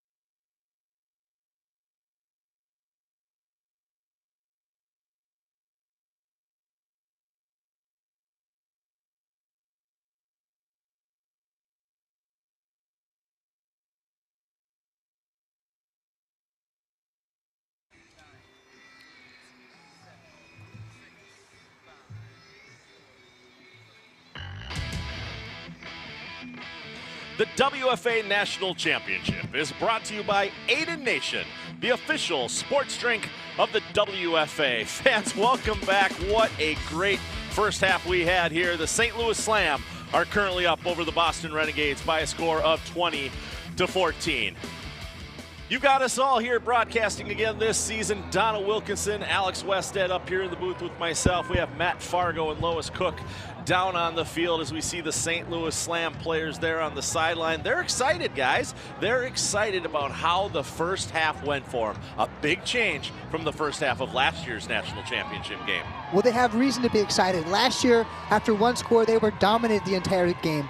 This year, after they get scored on, they show resilience. They show that they can still score on this Boson team, keep their heads held high, and we're coming in for a second half that we're all looking forward to. Well, and this is your who can score on defense in the second half leader, and we'll see just what happens here. You know, again, we talked in our halftime break, guys, about who was going to have the better course of play on the defensive side, and if you can get points off of defense, where both of these teams so far have done that, that's going to be the deciding factor here in this second half in what should be a phenomenal second half of football.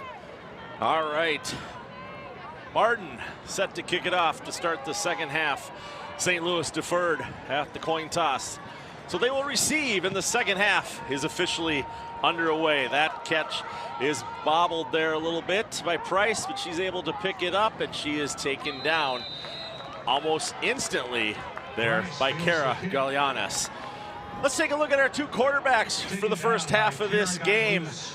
Megan McFadden for the Renegades, 10 for 16, 100 yards, 1 touchdown, but what's hurting her right now is those 2 interceptions, where you look at Jamie Gall, 8 for 18 with 81 yards, 50-50 split on the touchdown interception ratio. Alex, this second half, as we said, the road to Canton, everything else this season is going to come down to which quarterback shows up here in the second half of this game. Well, I think for both teams, simplifying the offense here, I think has to be the MO. Already, St. Louis, again, with possession, great field position, but keeping the playbook simple and not trying to do too much. Jamie Gall set to start the second half for the St. Louis Slam. Right away, she throws it to her right to Kaylee Nutzling. That pass falls incomplete. Great coverage there by O'Connell Harold for the Renegades. Brings up second down and 10. When Boson changing up their defense for that play, they normally go with a 3-3 stack, play around with their outside linebackers. There they're going into a 4-2, changing up their defense, and here they're going back into their regular formation. This time, quick little handoff to Jada Humphrey. Humphrey, who had a very good first half for the St. Louis Slam. She gets about 4 yards on the play. Is going to make third down and 6. Smith for the Renegades on the stop this time. Well, Smith with a big hit coming in. She lays the wood. Third down and 6, as Alex, you mentioned during the first half of this game. Third downs have not been friendly for the Slam. It's the fourth down that they've learned to love. Yeah, just 1 third down conversion in that opening half of play. They were 2 for 3 on fourth downs. You got to see better third down conversion here in the second half, because that's what happens when you're in the lead, is you convert those drives and keep them alive. Gall airs one out. Doesn't get to where it needs to be. There was a lot of pressure coming her way that time from Delonta Smith. Brings up fourth down. Well, Gall just trying to get rid of that ball before she gets sacked. Throws it up over the middle of the field. No receiver in sight. Little punting crew comes out for the St. Louis Slam, but we've already seen the first half of this game. Just because the punter's on the field doesn't mean it's going to come off of their foot. So we'll wait to see what St. Louis does this time, as number 17, McMahon, is out there to kick the ball away. And deep for the Renegades is O'Connor Harrell. Well, and I think, Brian, you can go ahead and write this down, where McMahon has had that impact on this game. I don't expect anything here except a penalty marker, and this will get marched back 5 yards. Flag on the play. I think what we're going to see here is a linesperson move. Prior to the snap, false start, right side of the offensive line, 5-yard penalty, repeat fourth And down. I don't really fault the linesman here, because that play clock was down to 1, and we've talked about it before. They were actually paying attention to it, because the ball would have been snapped after the clock hit 0 otherwise. So they backed the punt up a little bit. Fourth down and 11. Going to be punting from about her 32-yard line, depending upon where she releases the ball from. 42-yard line, it'd indeed was. And this is going to take a good St. Louis roll. Comes back. And she gets down there, and Fitzpatrick is able to stop the ball from rolling for the slam. Well, this St. Louis special teams has done a great job. Their kicking team has done a great job today, really pinning Boston back deep several times. That's what you want to see out of your special teams. And I know, guys, I know it's early in this contest, but eventually as we start looking here at the player of the game, if this result holds as is, you know, what we've seen in all three aspects of the game from Carrie McMahon, she very clearly right now is the player of the game so far. Well, at this point in the game, this is where Boston makes those adjustments at halftime. They're always a second half team. Let's see what they come out here with to start this drive. McFadden, quarterback for the Boston Renegades, takes the snap, hands it off to Mata. Mata runs to her right, gets back up, pulls it ahead of the line of scrimmage by about a yard or so. Better job of the defense to track her down. That's Alicia Strauss on the tackle. She's number 2 on the team in tackles this year. She had 40 combined tackles. There she does it on her own. 2nd down and 9 for the Renegades. Faced in a position they're not used to seeing in a championship game, down by a touchdown. This time, McFadden throws the ball to her left. Pass is complete. A lot of skirmish and pushing, but it looks like they're going to get a push. That is going to be enough as Dumont picks up a 1st down for the Renegades. Well, that's one of Boston's favorite plays. Just a quick screen, get their receivers, one offensive line out in front blocking, and just enough to pick up the 1st down with that extra push at the end. And it's the determination there in that play where you don't give up the play until you hear the whistle. That extends what would have been a 3rd and manageable to a new set of downs. So this time, Mata gets a great block on the left side of the field. She's going to pick up another 1st down for the Renegades before she was forced out of bounds by Strauss of the slams. Strauss prevented Mata from getting further down the field with that saving tackle.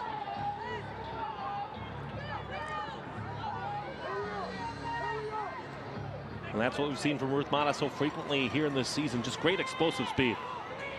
Quick little dump pass to Pascal. Pascal's met instantly by a whole bunch of the St. Louis Slams players as they kind of slam her around. One of those in there was Mary Altpeter. Mary Altpeter, got to hand it to her. She was one of the players of the year, for the defensive player of the year for the American Conference for the St. Louis Slam this year. Well, it's C.R. Morgan who comes in and gets that 1st hit. So 2nd down and 11. Loss of yardage there on Pascal's catch. McFadden changes the play at the line, waiting for the ball. She's got a player in motion. She takes the snap. She's going to air it out, and what a great catch as the pass lands in the hands of Margaret Barton. Barton runs a great route that time. You see her coming off the line fast. Quick cut, and look at this cut right here. Right over the top. Indeed, a great catch there by Barton. Picks up a fresh set of downs for the Boston Renegades, now looking at 1st and 10 from their 49-yard line. Just a yard to go to the midfield location in this, the Pro Division National Championship game. McFadden takes the pass. Mata finds a great block on her left-hand side. She's got a lot of room to run with. She's chased out of bounds by Danielle Price. If Price hadn't been there, Nutzling was there to back her up. Well, this is reminiscent of that 1st half rush we saw by Mata, really just getting off to the races. Good block on the outside by her offensive line. You see this kick-out block right here, number 55. That was a great 1st down run by Mata. Moves the chains again. Now they're into the St. Louis Slam territory where it's 1st and 10 from the Slams' 31-yard line.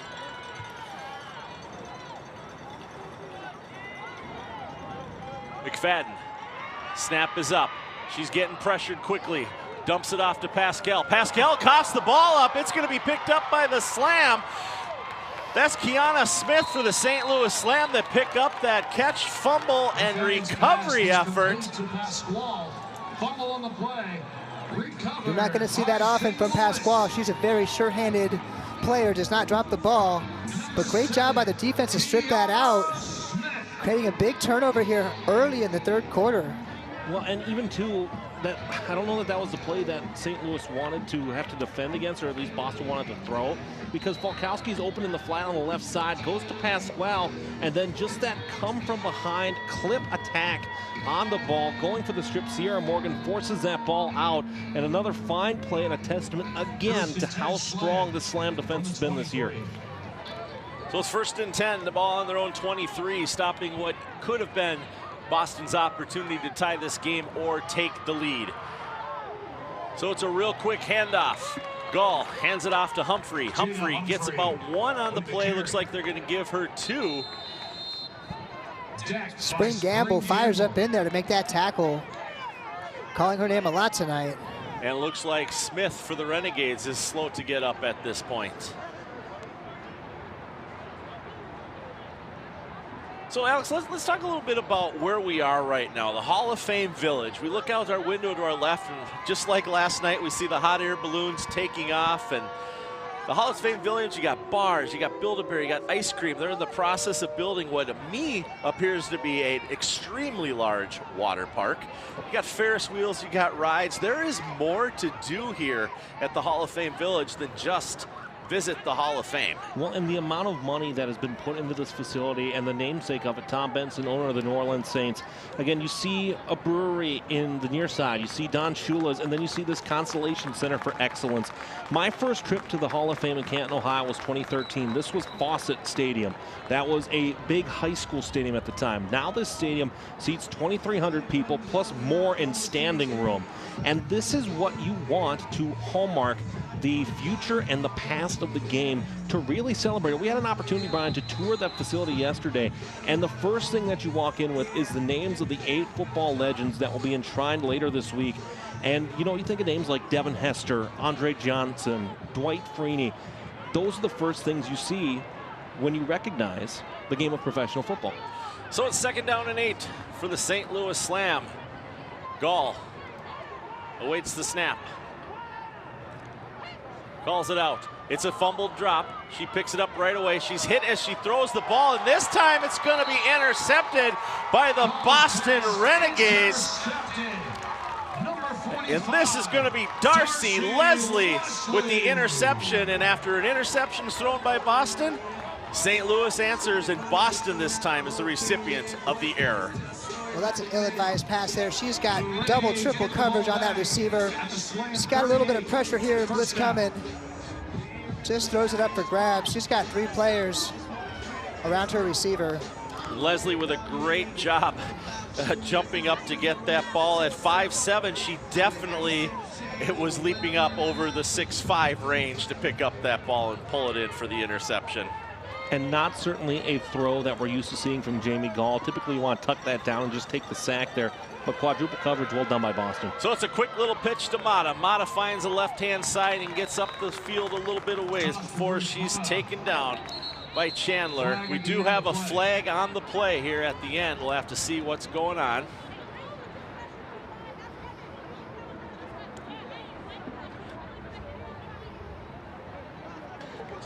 Holding on the offense, number 55, takedown.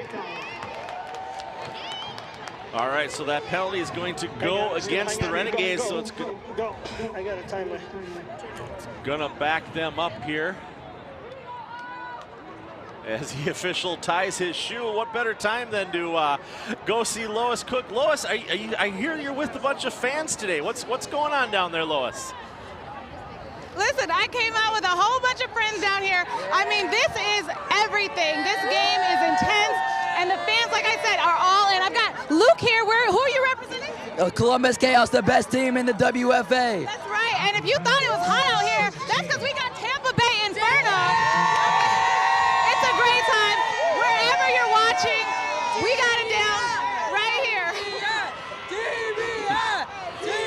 McFadden airs it out. Pascal with a great reception. She's going to pick up a 1st down for the Boston Renegades. Actually, they're going to say she might have been a little bit short. For Boston, the Possession at the 29. Even the PA announcer was tricked on that one. Brandon Rossi, one of the greatest PA announcers in both amateur and professional sports. Privileged to work with him here in Canton, Ohio every year for the national championship game. So it's 2nd down and 1 after that Pascal catch. And this time it's a quick little handoff to Dumont. Dumont drops the ball. What are they going to say? It looks like the signal. Pass? It looks like the signal here is incomplete pass. We got a camera that's right on what would have been that lateral line. And so we'll take a look here. But again, it's little mental miscues here that have given teams opportunities and momentum in this game as Sierra Morgan still struggling to get up. Let's take a look. Ooh, that looks like a handoff. That's close. Like she tried to hand it off to her, but she sort of threw it into her stomach. Yeah, definitely a judgment call on that. So we'll see what they're going to do. We're going to take it to break right now. You're watching the Women's Football Alliance Pro Division National Championship on ESPN2. St. Louis up over Boston, 20-14.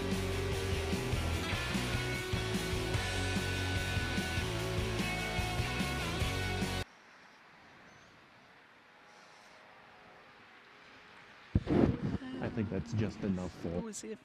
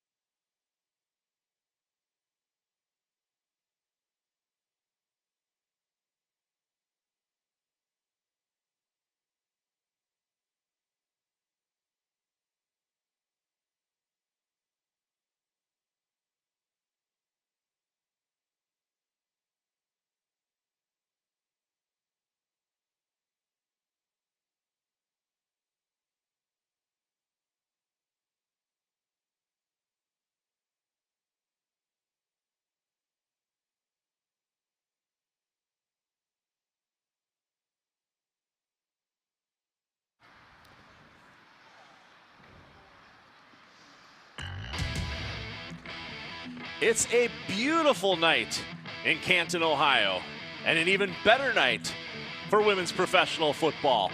Welcome back. St. Louis Slam currently over the Boston Renegades by a score of 20-14. And what a great game it's been so far. Boston is driving down the, St. Louis is moving the ball right now. 3rd down and 1, and it's a bad snap for the Renegades. Mata has to pick it up, and she is leveled in the backfield by that botch snap there. Many St. Louis Slam players involved in that stop. Yeah, that ball snap just a little bit high, hits her hands, unable to control the ball, and she is trucked at the end. So it's 4th, and they lost 17 on that play. So 4th down and 17 to go after a loss of 7 on that play. So we're going to see Boston line up to punt. The punt is away. And it's going to jump up into the hands. The block gets a block on her own. Is it able to get the ball back up to about the 23-yard line? And Block does a great job of taking this ball. It takes a bounce, relatively close to the sideline on the far side of the field next to the St. Louis bench.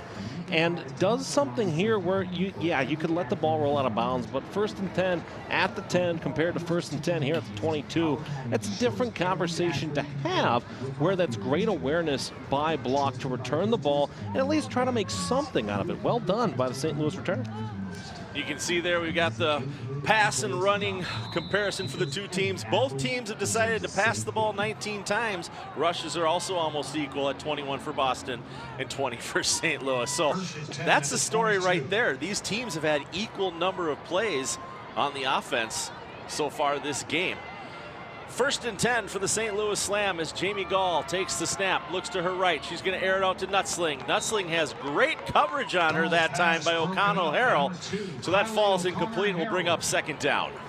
Well, what I think is unique about this game, we don't often see Boston with this many mistakes. Penalties, dropping the ball, this sort of stuff is not something we typically see from a Boston team. Really keeping St. Louis Slam right in this game and not allowing them to catch up. Well, let's talk then about what we've seen since their 2 touchdown drives. An interception, a turnover on downs, a punt, another interception, a fumble, and then another punt. Gall takes the snap, hands it off to Humphrey. Humphrey escapes 1 tackle, switches directions, decides to go to her right instead. Gets back up to the original line of scrimmage, and then a little push from behind. They're going to give her a yard, and we do have another injured player, unfortunately, on the field. You see how aggressive this Boston team is, really hitting that hole. Host of players coming to aid in the tackle. Marion Ball, an offensive lineman for the Slam, the player who was down. You saw that she went down initially after the snap, but then as the run followed that play over, got some contact from either a Renegade or a Slam player, and the reason why she's still down at this time. So, Alex, yesterday when you and I were touring the Hall of Fame, another thing that we got to see, which was really cool, is we got to see the Vince Lombardi Trophy. And what many people don't realize, when you go to the Hall of Fame the end of July through the end of January, that is the actual trophy that will be handed out on Super Bowl Sunday to the winning team. The rest of the year, between February and this time of year, it's a placement. But that's the actual trophy that this year will be handed out in New Orleans. Well, and it's a really good connection, again, for Canton, Ohio, and for the connection between the Pro Football Hall of Fame and the current players of today is the connection between those two things, because history is literally there in front of you in a room with a lot of mirrors and a lot of lights and a lot of reflection and a lot of shiny things. And so when the WFA has their championship game, the trophy is here as well. It's similar in size, certainly, I would say, and these teams and these players continue to fight for it. Their goal, of course, is to just win one before they die. And so when you look at it here, where certainly St. Louis has a lead right now, that gap is starting to narrow just because, you've lost some players significantly. Sierra Morgan went down on the last drive defensively for St. Louis, and now here you have Ball, a starting offensive lineman who's going to the sideline as well. There's some health things that you notice, but the growth of professional football, again, Brian, it's not just the NFL, it's all pro football, and we're seeing the best of women's pro football here in Canton this weekend. 7:20 remaining here in the 3rd quarter. Clock starts ticking again. Jamie Gall looking at a 3rd down and 8 for her St. Louis Slam offense. Renegade player slips to the ground, gets right back up. Gall gets one off, puts it up in the air. Looks like it's gonna be a go. They're gonna call it incomplete. The pass looked like it was caught by Carrie McMahon, but they're gonna say that the ball hit the ground before she got her hand under it. Great effort by McMahon, diving for that pass. Get another angle here, see if we can see it pop out. There you have it. The officials are right. Great call. More often than not, they are contrary to what most armchair quarterbacks want to believe. Well, and Brian, it's important to remember, too, these officials are all Division I collegiate officials where they have experience, playing and officiating in these big games. And the best part here, too, is that they're consistent. And that was a great call made by this officiating crew here in Canton, Ohio. 4th game of the weekend, and I have yet to see an official make an erroneous call. Been great calls all weekend long. Punt is away. This time it's fielded cleanly. And we get a big tackle on O'Connell Harrell. But in the meantime, she was able to get that ball up to the Renegades 46-yard line, where they will start their possession. So Donna, you played in championship games. You yourself are in the Women's Football Hall of Fame. What means more to you, that championship ring or the Hall of Fame ring? I mean, definitely it's got to be the championship ring, because each one of those games is the greatest moment of your life. And it is those championship games and those moments leading up to that put you in the Hall of Fame, right? It's not the Hall of Fame that created the other. That is just the result of all the success that we had on the field, and for me, a 17-year career. McFadden takes the snap, pitches it to Mata. Mata, a name that we've said many times today, is able to get about 2 yards on that first down try. Going to bring up 2nd down and 8 for the Boston Renegades. Well, again, the big thing too, Brian, as we're looking here as the sun starts to set in Ohio, you're looking to see how does that fatigue set in. The turf on this field is blazing, but certainly the temperature going down and the sun going down will help. McFadden this time, it's a quick little pass to Adrian Smith. Adrian Smith gonna be a little bit short of the first down. She gets it across midfield. She's to the 45-yard line of the St. Louis. Gonna bring up 3rd down and 2 for the Renegades. Well, the St. Louis defense just giving them a lot of space up top. Really loose defense there. I would tighten up if I were them on this 3rd and short. McFadden waits the snap. She gets it, hands it off to Mata. Mata gets a block. She's gonna be right at the line to gain. It's gonna be enough for a 1st down. 1st down for the Boston Renegades. And you see Mata just hitting the hole, getting exactly what she needs for the 1st down. It's a Boston Renegades team, Brian and Donna, that had 4 first downs in the opening half of play that now has had 5 here so far just in this 3rd quarter alone. 5 in the 1st quarter, no points yet to show for it. This time a big hole in the middle for Mata as she punches her way up for a gain of 7 yards. Going to be 2nd down and 3 to go as we have another St. Louis Slam player slow to get up on us. Well, we've had a couple players go down with cramps. Can't tell what this player's doing yet. Not moving very much. You know, cramps is definitely something. St. Louis, they're in a part of the country where they get the heat. Not always that type of heat that we have here in Canton, Ohio. Earlier this season, Alex, I was in D.C. for the Divas Vixen game.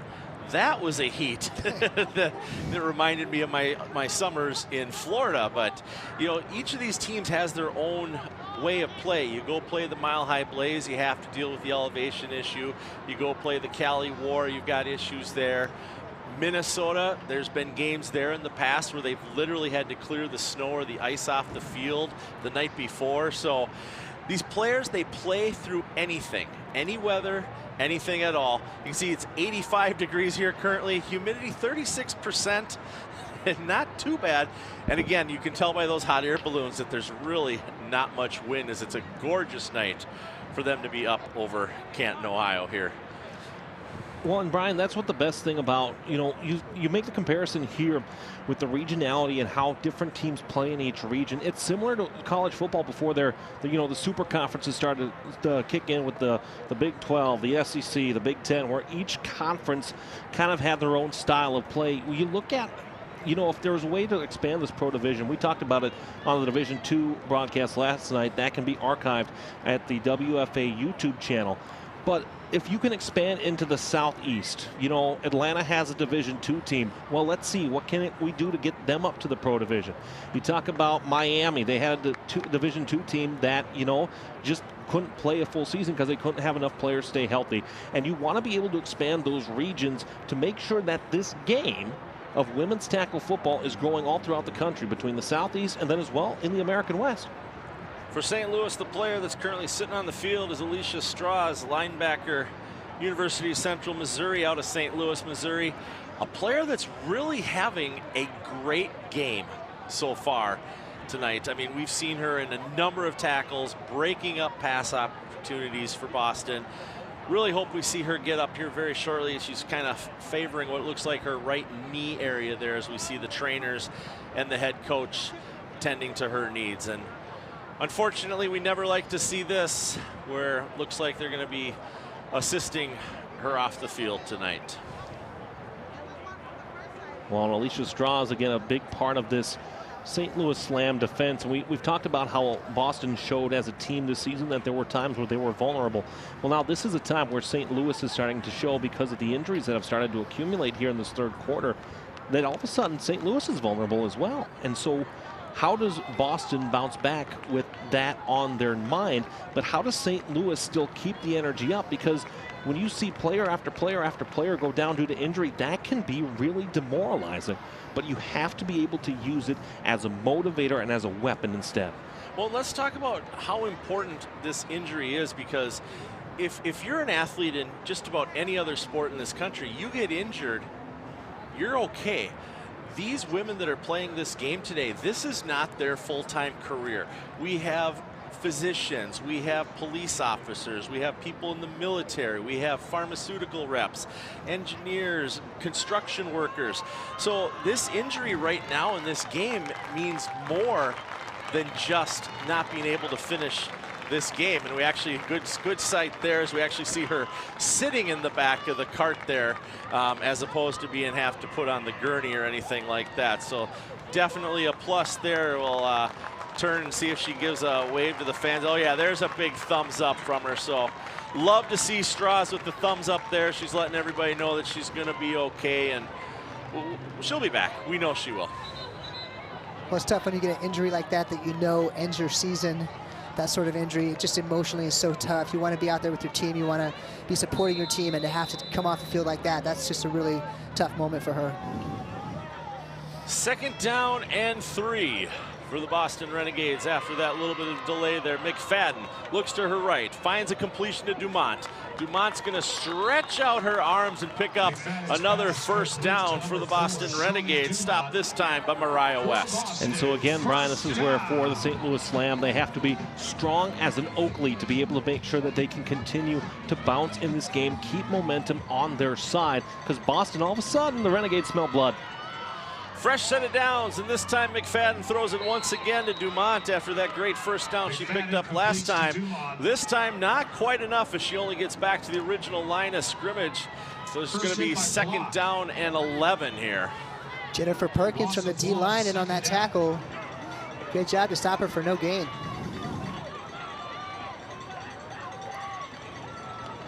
Mata fakes it. McFadden takes the snap. This time it's a completion to Pascal. Pascal pushes her way back forward for a few yards, but this time she's forced down by Devitt of the Slam. Pascal doing her best to get some yards. The #1 receiver on this Boston team. She's been really shut down this game quite often. Just small little receptions. So not what she's used to. A great gain of 4 yards there by Pascal makes it 3rd down and 7. Ball on the 25. 3:30 remaining. The snap is up, and this time it's a handoff to Mata, whereas Mata is ridden to the ground by Tamra Waters of the Slam. And again, that's where you're starting to see the depth of St. Louis on the defensive side of the ball start to play an issue. And certainly, again, you're limiting what Mata can do. That's the focus here of the game. Again, that running game has favored St. Louis so far here through 3 quarters of play. But now a big stop needed for the Slam and a conversion needed for Boston. McFadden and the Renegades going for it on 4th down. 5 yards to go. She changes the play at the line, lets her teammates know what she expects. Takes the snap. She pump fakes. Curls it off in the middle. She's got a great reception there by Adrian Smith. Adrian Smith fighting for every yard she can get, but she's got enough for a 1st down for the Boston Renegades, and they're going to be 1st and goal. Well, Boston had numbers up top. They had 3 receivers to 2 defenders. She wanted to take advantage of that. Adrian Smith does a great job sitting down in the hole. You can see Brooklyn Devitt going for the interception.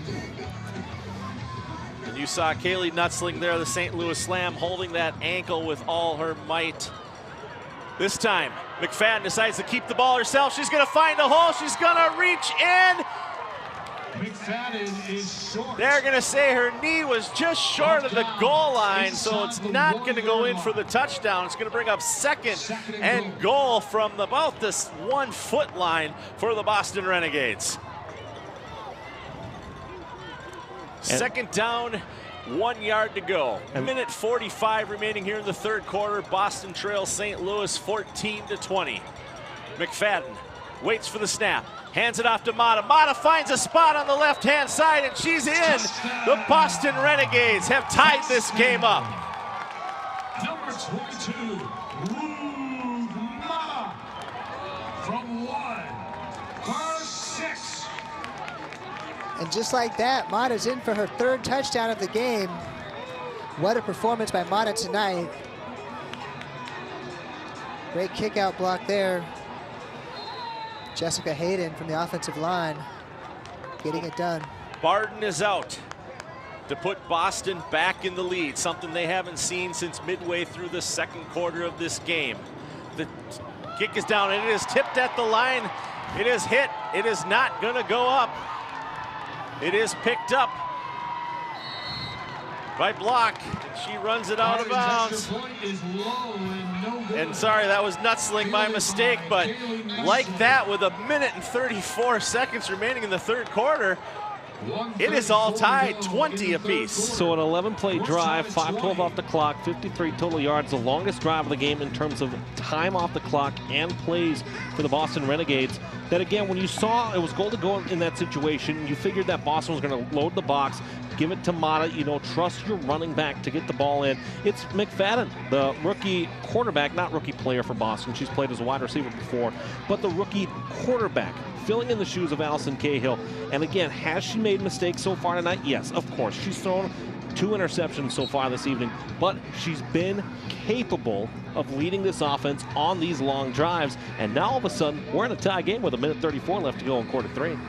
16 minutes, 34 seconds separate one of these teams from a national championship. You're watching the Women's Football Alliance Pro Division National Championship game here on ESPN2. Donna Wilkinson, Hall of Famer, Alex Wested, color analyst extraordinaire, myself, Brian Sweeney. This is what people have tuned in for. This is a game of a lifetime right here for both the Boston and the St. Louis fans. And again, when you look at it, you know, you're looking for championship games that are competitive, that are compelling, great television. And this is exactly what we've seen. This is an exciting, entertaining game. And it's not Boston winning by 3, 4, 5 different scores.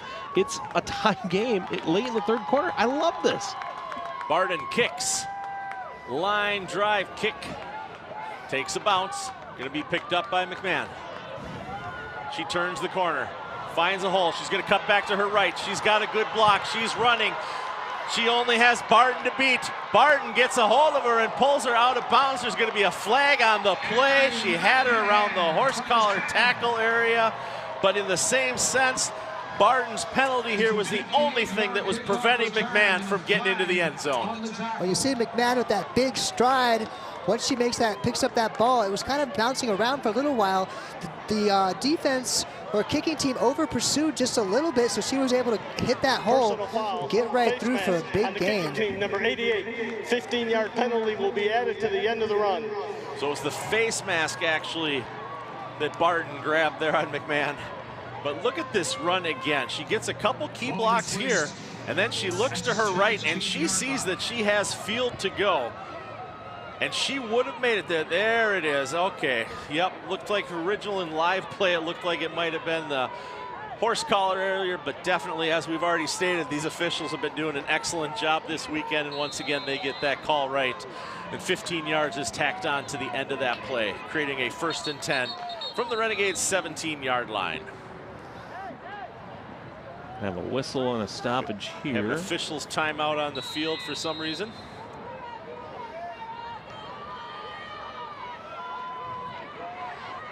Jamie Gall, 1st and 10, takes the ball, hands it off quickly. Looked like it might have been, I was going to say, it might have been friend of the program, Taylor Hay, that got that ball that time, and it most certainly was. Well, and again, for Taylor Hay, she hasn't carried the ball a lot this year, working her way back from injury early on in the season. She kicked in point after tries in both games against Minnesota and against Cali. Nice to see her back in the ground game, and love to see the grit and determination that she's had in her career. So after a gain of 4, they hand it right back to Taylor Hay again. This time she's going to get about another 2 yards. Great method here right now by the St. Louis Slam. The game is tied. You have possession. The momentum is currently swinging your direction, even though the Renegades had the last touchdown. Why not run this out as long as possible? Take yourself into the 4th quarter, where Boston will be looking into the sun as it sets to our west. Well, 2 plays in a row, running behind the pull with big offensive line, Antonio Washington, as she pulls around the center for a lead block. And that's been Hayes' pedigree for her career. North-south runner right between the tackles. 3rd down and 4. Jamie Gall takes the snap. This time it's complete to Block. Block is met instantly in the backfield. They're going to get her back to the line of scrimmage, maybe a loss of a yard. And that's going to take us to the end of the 3rd quarter. Visit Canton brings you the highlights so far of this game, and what a game we have seen. Some great running by Pascal, including that fumble drop there. But everything's going everything. It's 20-20 and the national championship game. What more do you want? You don't want to go anywhere. Stay there for the conclusion on ESPN2.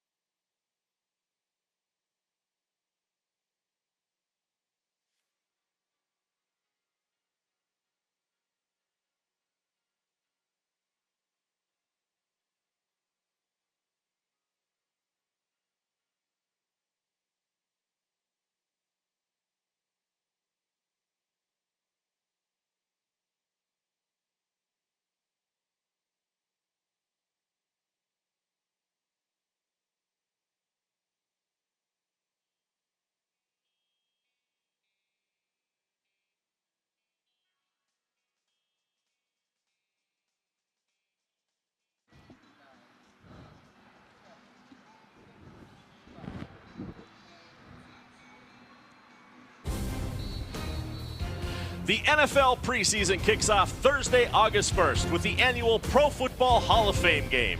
The Texans take on the Bears at 8 Eastern, 5 Pacific on ESPN, ABC, and ESPN Deportes. Joe Buck and Troy Aikman have the call with Lisa Salters on the field. Our coverage begins with a special edition of Monday Night Countdown at 7 Eastern, 4 Pacific. That's Thursday. But now it's Saturday, and we're here live at the Tom Benson Hall of Fame Stadium in beautiful Canton, Ohio, where the Women's Football Alliance Pro Division National Championship game is entering its fourth quarter with the score tied 20-20. Kaylee Nutzling attempts a field goal for the St. Louis Slam, and it is up. There is a flag on the play. We're going to have to see what that is. 29-yard kick. St. Louis pointing towards Boston's side. It'd be close, too, for giving St. Louis a fresh set of downs here. This is a huge call in this game. Offsides on the defense, number 2.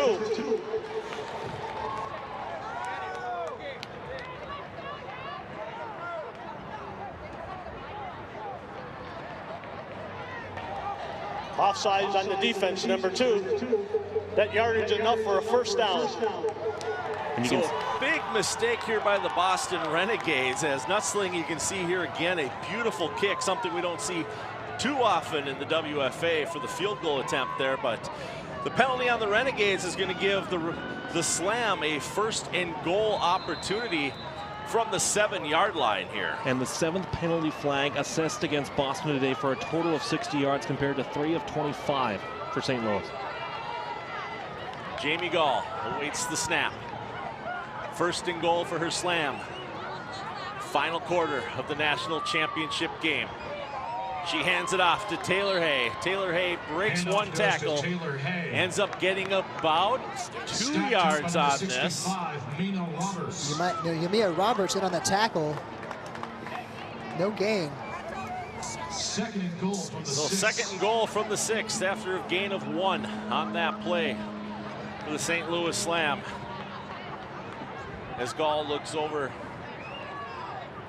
sees what Coach Davis wants her to pull out of her sleeves here. 20-20.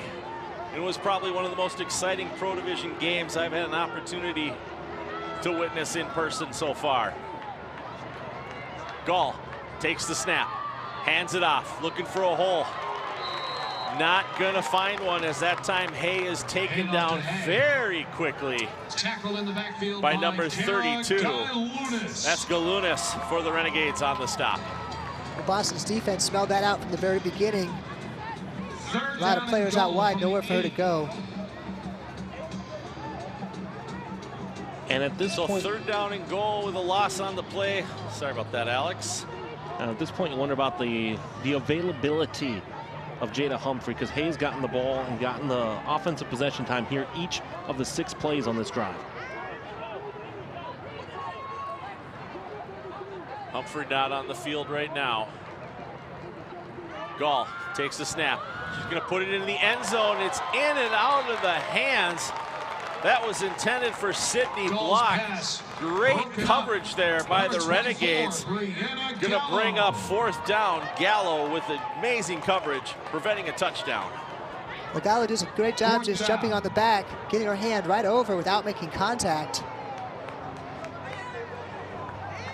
Certainly selling out for the pass deflection there. That's just great defense by the Boston Renegades. And again, it's been that story tonight. If we spin the wheel of topics, you know, we're not going to talk about our golf game here. We're going to talk about defense and special teams, where that truly has been the difference in this contest. The ability and the plays made by these defenses and by these special teams in a 20-20 tie. So Nutzling out to kick again. Gall, the quarterback, with the hold. This time it's up, it's high, and once again it's through. So St. Louis has retaken the lead, 23-20. 13-15 remaining here in the 4th quarter. St. Louis wanting to win 2 on the season over the Boston Renegades.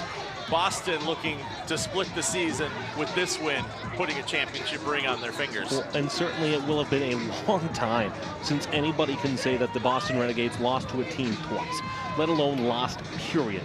again, it's worth saying that this is a team that the conversation, Brian, for you and I on Road to Canton as early as April was who would come close. But again, we have another close game here that Boston is playing against St. Louis. And you talk about rivalries, you know, St. Louis and Boston are separated by time zones by thousands of miles.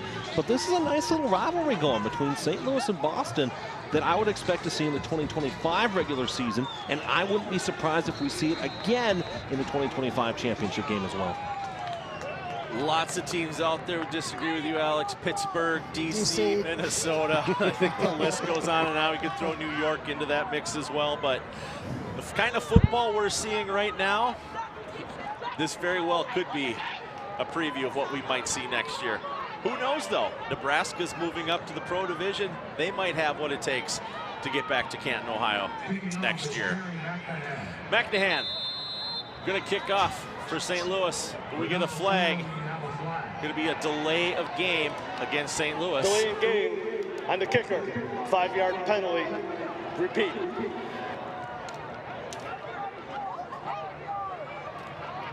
Frustration thrown there by McNahan after she heard what the call was. Is we've talked about it time and time again. Time management, time management, time management. Real estate's location, location. If you're a wide receiver, it's location and routes. Every other position right now, it's time management. And that time, St. Louis didn't have it very well. So the kick is up. It's going to be returned this time by O'Connor Harrell. O'Connor Harrell's met at about the 39-yard line, where she's forced out of bounds by Patrice Fitzpatrick of the slam. Well, this is the time where you really have to pay attention to what Boston's going to do on offense. They've been typically very dangerous in the second half. This is getting down to crunch time for them. Let's see what this young quarterback, Megan McFadden, can do this drive. And it's the evolving story, Donna, too, of St. Louis players being lost to injury on this defensive side. And how does St. Louis respond on their defensive side? Because you gave up a short field to Boston on their last drive. Now it's a similar field position here. How does this slam defense respond? It's a quick pitch to Mata. Mata looking to move up the right-hand side. She is spun around and thrown down by Patrice Fitzpatrick. And Matt, I hear you got something to share with us. Who do you got down there with you today, Matt? Brian, thank you. Down here on the field with Doc Harris, the son of the late great Franco Harris and CEO of Aid Nation, our presenting sponsor. And Doc, thanks so much for taking the time. And I know you are a women's football fan. Obviously, your father being a co-owner with the Pittsburgh Passion, but he was a lot more than just a Pittsburgh Passion fan. He loved the game of women's football. You know what? I remember when he took me to my first game ever, and it was amazing, right? Go out there, and these ladies are hitting each other, knocking each other around. My dad gave me a heads up. He's like, this is not what you expect. And at that point, I was hooked. This is an amazing sport with amazing athletes who are just working their tails off, hitting hard, running hard, passing, catching. It's amazing to really be here and be a part of it. And having Aid Nation be a part of it for so many years now in the national championship. Why important for Aid Nation to support and hydrate these pro athletes? Well, as we say, Aid Nation, everybody, every day. The very best you can do as an athlete is when you're properly hydrated. And my dad put together a hell of a product, and he made one that's good for every athlete. Hot sun, you're working out there on the football field. And don't forget, men play in the wintertime. It's a lot easier to be on the field when it's not 110 degrees, right? These ladies are playing in the sun, in the heat, really, really draining and tough, and they are doing an amazing job, and we're happy to be able to help out. We were talking earlier, and I know you've come to Canton quite a bit of times, but to even just be back here and think that your dad's bus is just a few hundred yards away, does that get old for you? You know, it doesn't. I was 11 years old back in 1990 when he got in, and I still remember part of it. You know, some of it's just the amount of tradition and the amount of history here, because it goes all the way back to when football was a bunch of guys who had other jobs. And that's what reminds me about ladies football, right? These ladies have jobs, they have families. This isn't a full-time position. And they're out there hitting as hard as they can, playing an amazing sport, and doing it while doing twice as much work as the guys who are doing it, honestly. No question about it. Doc, thanks so much for the time and keeping your father's legacy alive. Thank you. All right, Doc Harris, back upstairs, Brian. Thank you, Matt. Well, during that interview, we saw the Renegades go 3 and out.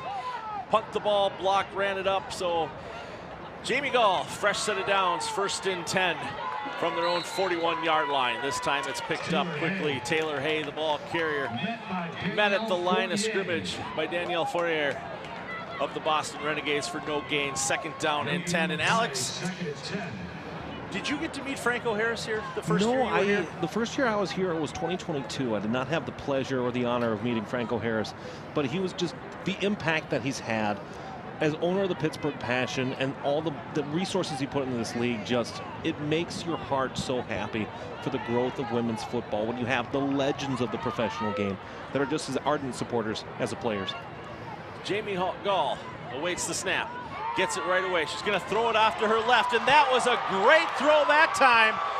This is going to go all the way. That's blocked into the end zone to increase the St. Louis Slam lead.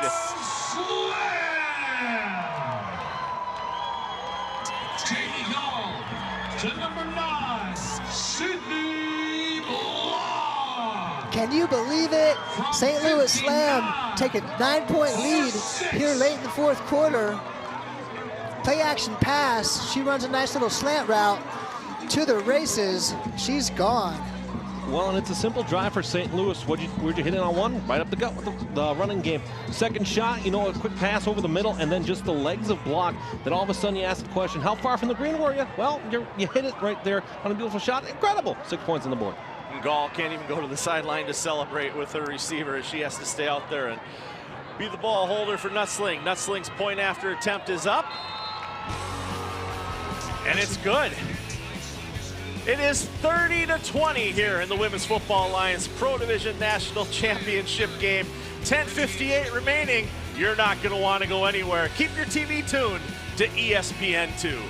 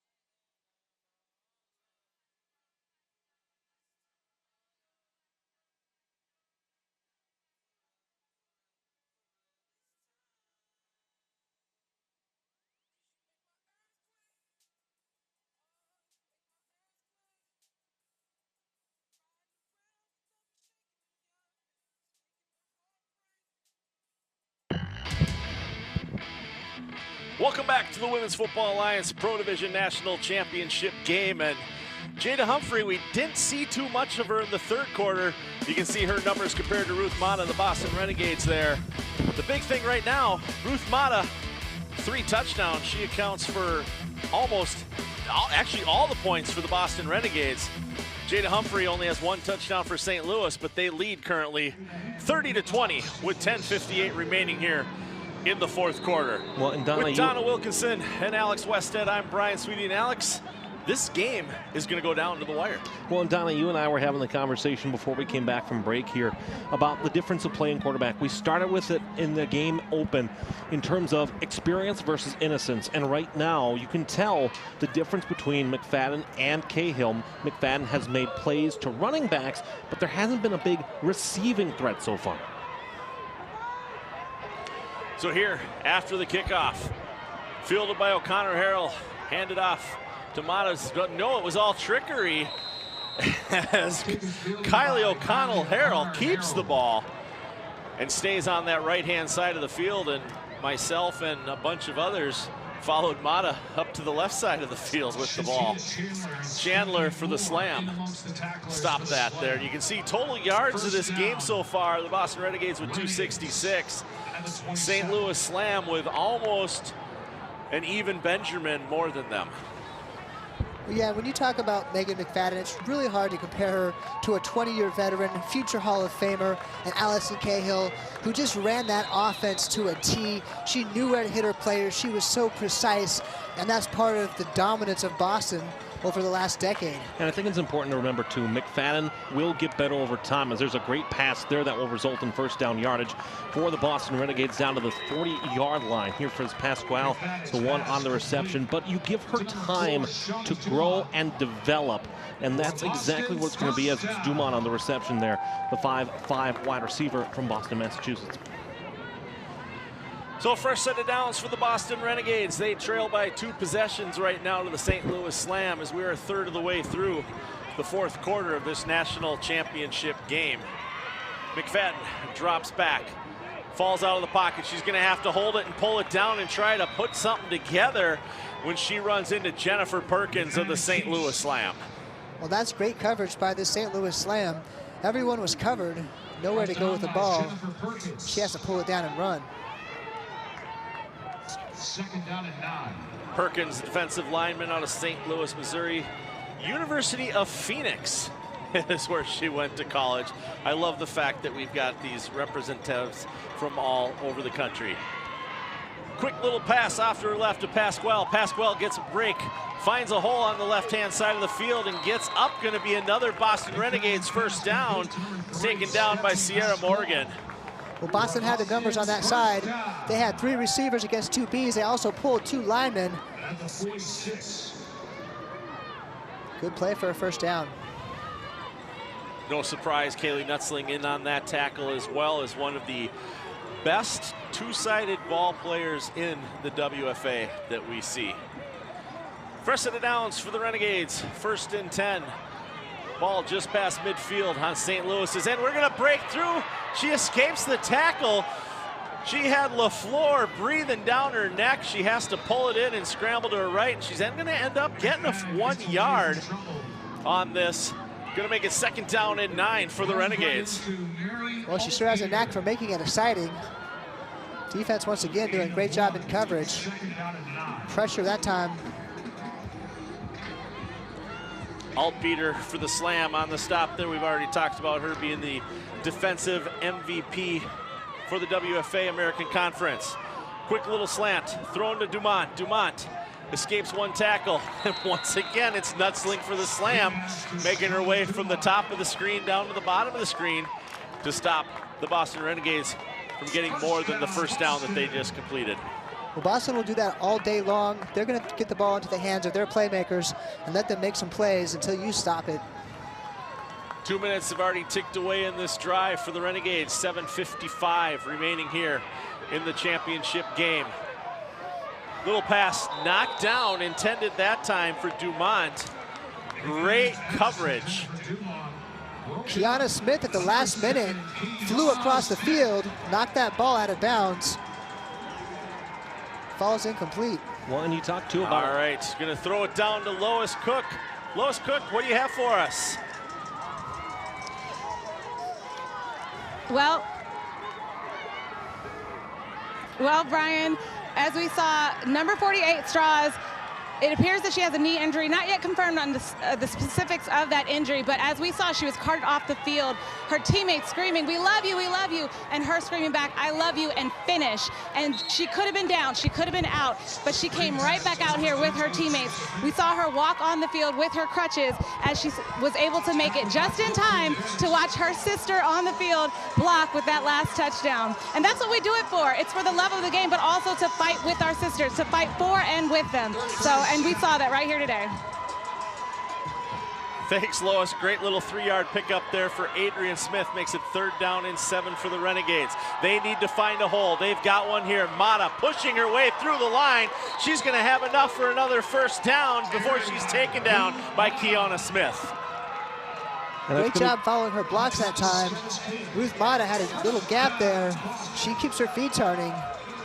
Picks up some extra yardage for a 1st down. And it's been Ruth Mata who's kept the Boston Renegades in this game, certainly so far. Again, just with the rushing yards that she's had and the receiving yards that she's had, she has kept Boston's hopes alive. Little picture there of Strauss sitting on the bench on her sideline, doing everything that she can to, at this point, will her team Timeout, St. to Louis. the victory. St. Louis decides to use their first timeout of the half here, 30-20, as they have the lead. So we talked a little bit ago about Franco Harris. Now, Donna, I know you've met Franco Harris, being a player for the DC Divas, having to play the Pittsburgh Passion time and time again. Your personal reflection on your run-ins with him? He was just a great man. He loved women's football. You know, I remember being at a Pittsburgh Passion one game, and he was there at the coolers handing out waters, right? Just going above and beyond, doing anything extra he could do to support the women, not only with his name, but with his presence, with his actions, and just with his love for the sport. We had a number of great interactions, obviously playing Pittsburgh so many times, and I really have a lot of love for that man, and he's greatly missed here in the women's football world. And, you know, to show that love, Franco Harris for the women's football world, the championship trophy that will be handed out tonight is named after the legendary Franco Harris. It's the Women's Football Alliance Pro Division Franco Harris Championship Trophy. So, nice shot there of Coach Johnson for the Boston Renegades, trying to figure out a way to get his team in the end zone and cut this lead in half. You know, leading by 10 right now. They want to get it down to 3. Hopefully they can do that. It's going to be tough, though, as time is not on their side right now, as a lot of minutes have come off so far on this drive. 1st and 10 for the Renegades. This one's going to be fought for, and it's going to be taken away. It's another interception by Smith of the St. Louis Slam. Her 2nd interception of the game. St. Louis takes over.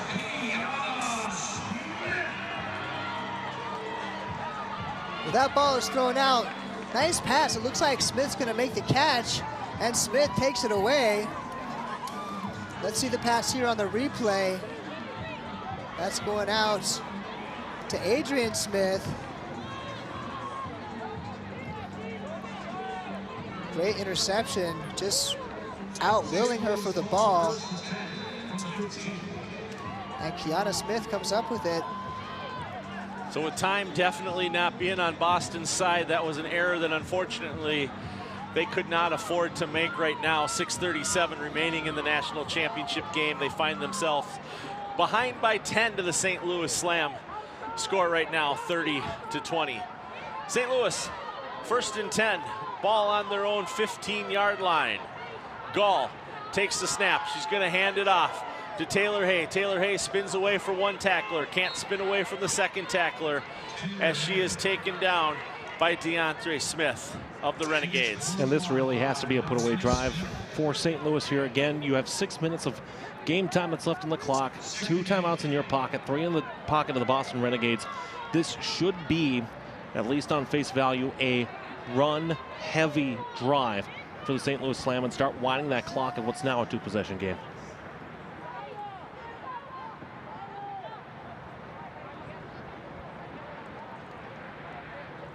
Of course, now St. Louis is going to use that play clock to their advantage. They're going to let it click as many ticks as possible between each snap of the game. Quick little dump. This time the pass is complete to Block. Block escapes the tackle. She's got room in front of her. She's got O'Connell-Harrell chasing her down for the Renegades. O'Connell-Harrell strips the ball away. She's running the other direction. She's going to be in for a Boston Renegades touchdown.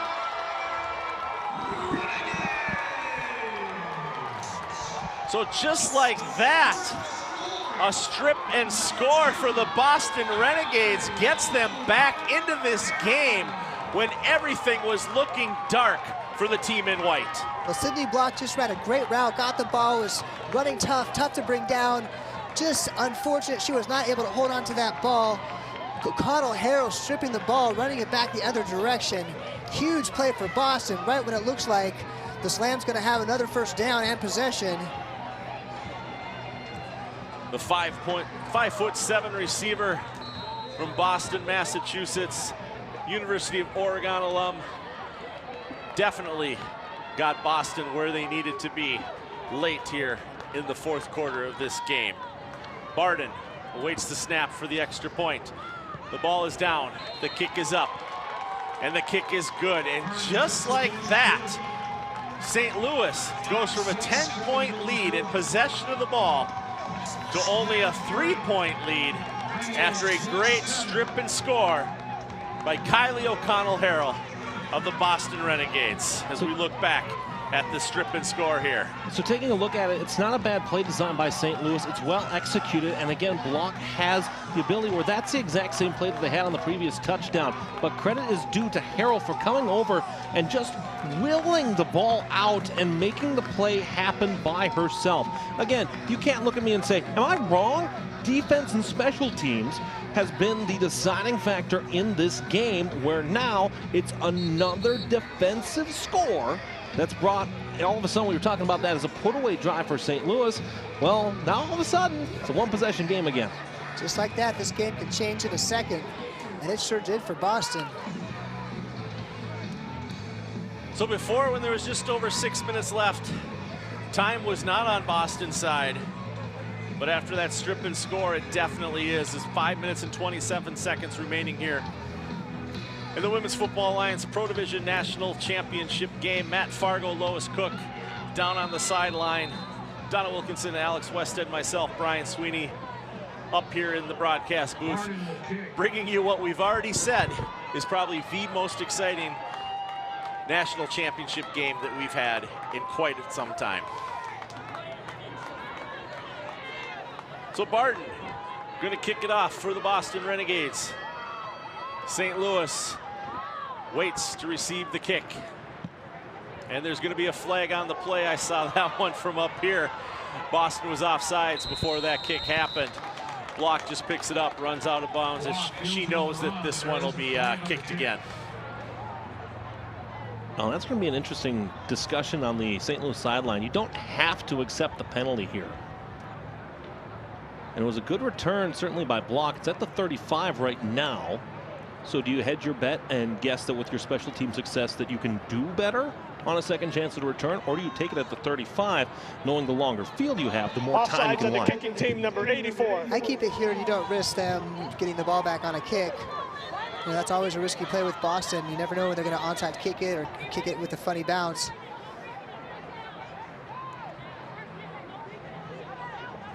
Haven't heard an official announcement yet. But it looks like they're going to make them re-kick. We can see St. Louis already setting the hands team out there, looking for the onside kick as this gets marked back. Penalty, we will re-kick. So Margaret Barton out of Providence, Rhode Island, will have another opportunity to kick it for the Boston Renegades here.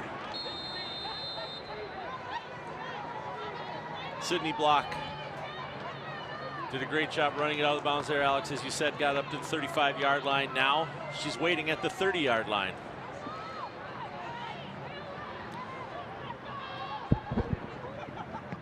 This time it's a clean kick. Over Block's head. This might have been a mistake to defer the penalty, and this one's going to roll out of bounds. But unfortunately, because it touched Block, that's where it's going to start. Yeah, I don't like that call. You had the ball at the 35-yard line. You've got pretty good field position. Now you set yourself up, and your own 10-yard line. Tough field position here. And if Boston stops you, you know they're going to have good field position at this point if they can get a 3 and out. And the Renegades with all 3 timeouts still left in their pocket. As you can see, the Franco Harris Trophy on the screen. One of these 2 teams will be receiving it. Will it be Boston again, or will it be St. Louis and a first-time new champion in the WFA Pro? Well, this is where Boston's danger is. They can feel blood, they can smell blood. They're here to make a big play. So St. Louis backed up deep. 1st and 10 from their own 9-yard line. Jamie Gall at quarterback. Waits the snap. On a plus side, it looks like Jada Humphrey is back into the game, and that's who the ball will get handed to. Handed to Jada Humphrey as she's pushed out of bounds at about the 12, maybe 13-yard line.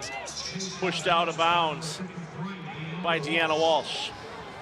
The St. Louis Slam coaching staff needs to have a conversation with these players, make sure they keep it in bounds, keep that clock running. Can't disagree with you there, Donna. Keep that clock in your favor. Take as much time off the clock. Make Boston burn their timeouts as we have 4 minutes and 45 seconds here remaining in the 4th quarter. Well, I think, again, St. Louis is going to take as much time as they can. Clock doesn't stop on a ball out of bounds until a little bit later on. And so if you're St. Louis, you can use that to your advantage with the lateral movement that Humphrey brings to the table. So again, the ball handed off to Jada Humphrey. Humphrey spins away from 1 tackle. Not going to get past the 2nd one. This time, it's Brianna Gallo that helps to take her down after another short gain of 2. St. Louis playing it safe here, handing off the ball to their consistent running back, Jada Humphreys. 3rd down and 4. As we've stated time and time again this game, St. Louis, not a great 3rd down team. But in this late in the game, with where you are, Alex, would they go for it on 4th? Absolutely not. I think when you have the punting leg of McMahon that you've seen today, that's not even remotely a conversation that's happening on the St. Louis sideline. It can't be right now. And I like the decision by the Slam to take the timeout here now that you've seen the Boston defense and know what might be coming to you on that field. You can make a change to the play call depending on what you see on what's a 3rd and manageable here. Well, this is possibly the biggest play of this game, so you got to make sure you've got the right play called. You know, if they're not going to run the ball, I want to see Sydney Block come on a nice little slant pass, or maybe a corner route, get her in space.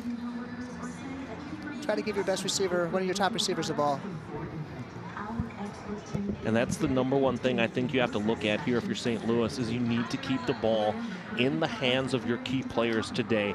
Humphrey, you know, this is the first drive that Humphrey has been back in the game in the last 3 drives that St. Louis has had the possession of the football. And so when I look at this drive, you could throw Taylor Hay for a play in knowing that you want that north-south to be able to keep the ball moving and keep the clock moving here.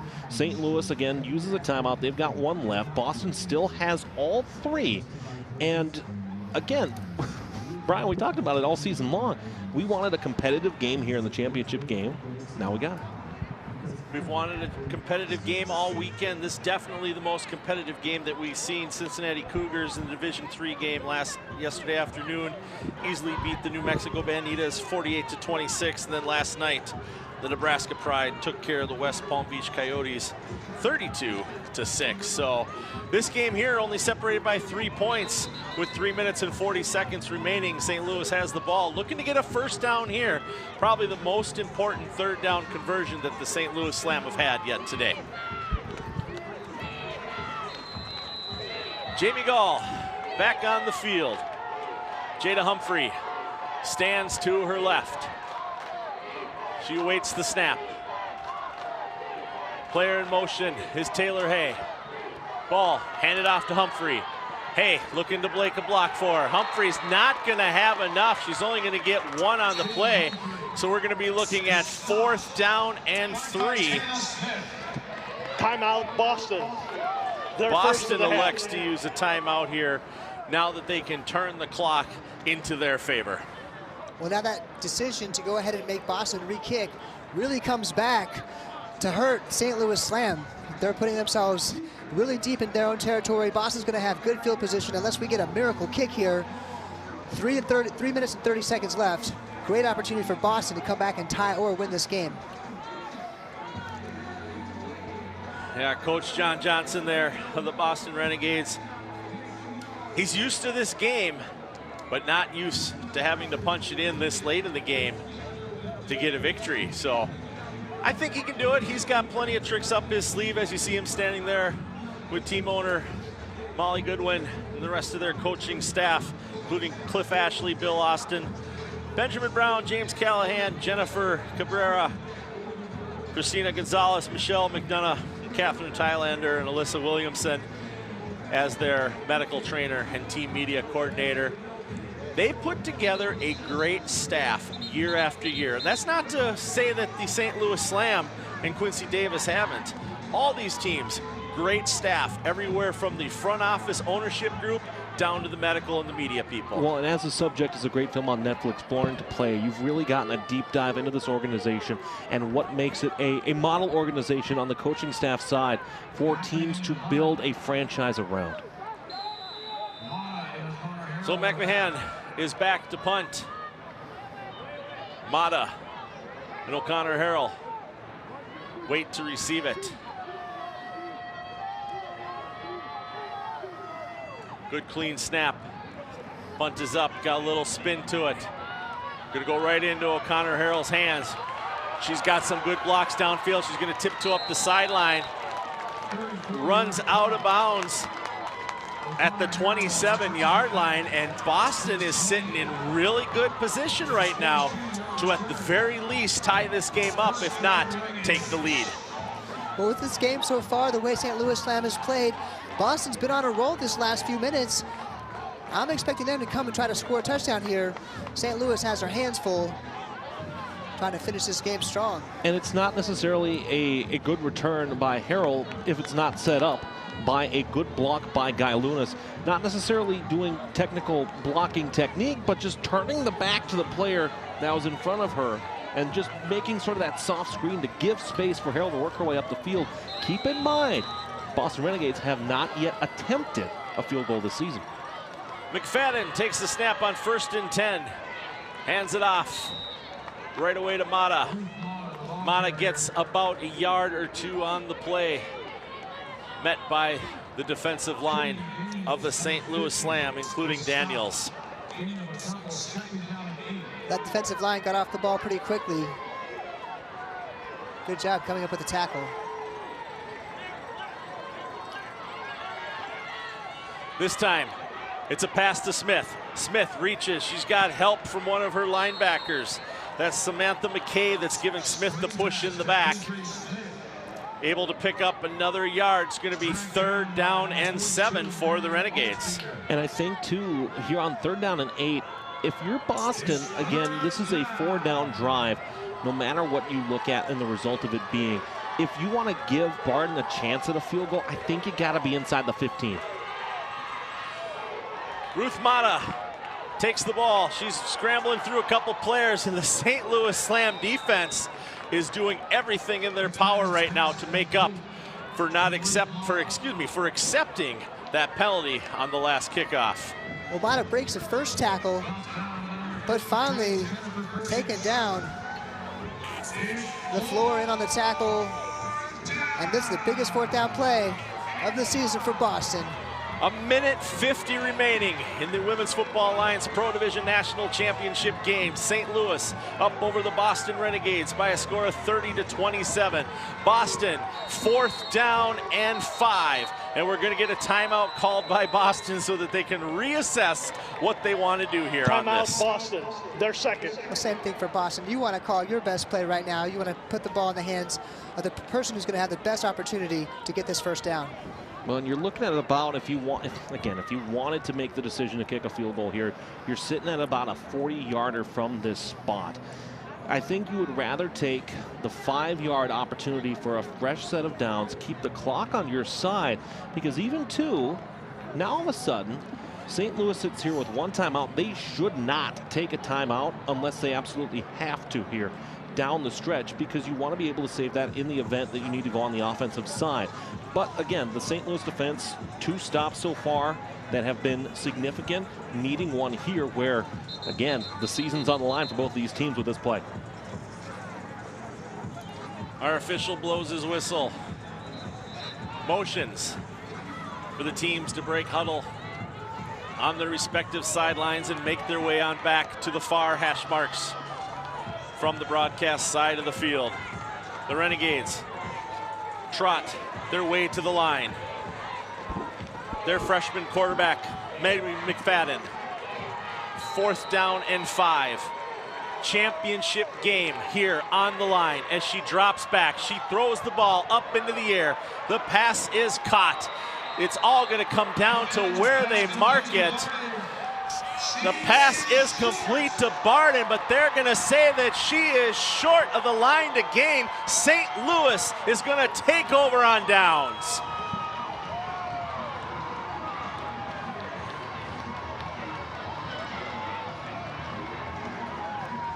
And you hear that crowd roaring for the St. Louis Slam, biggest defensive play of their life. Great job stopping her 1 yard short. You see the pass complete right here. Great job of stopping her short. And of course, that's Sierra Morgan in on that tackle. And that really the best play that Boston had on that. McFadden with a perfect pass, and you're trusting the receiver to make that final effort, make that final play. And credit Altapeter and the St. Louis defense for standing and defending that line to gain so well. Now, with the time that remains, 1:30, St. Louis a time left, Boston with a time left. The clock, again, is the key talking point here in a 3-point game. Jamie Gall ready to take the snap. 1:30 remaining here in the national championship game. St. Louis takes a knee. Boston here will use their last and final timeout. Timeout, Boston, their last.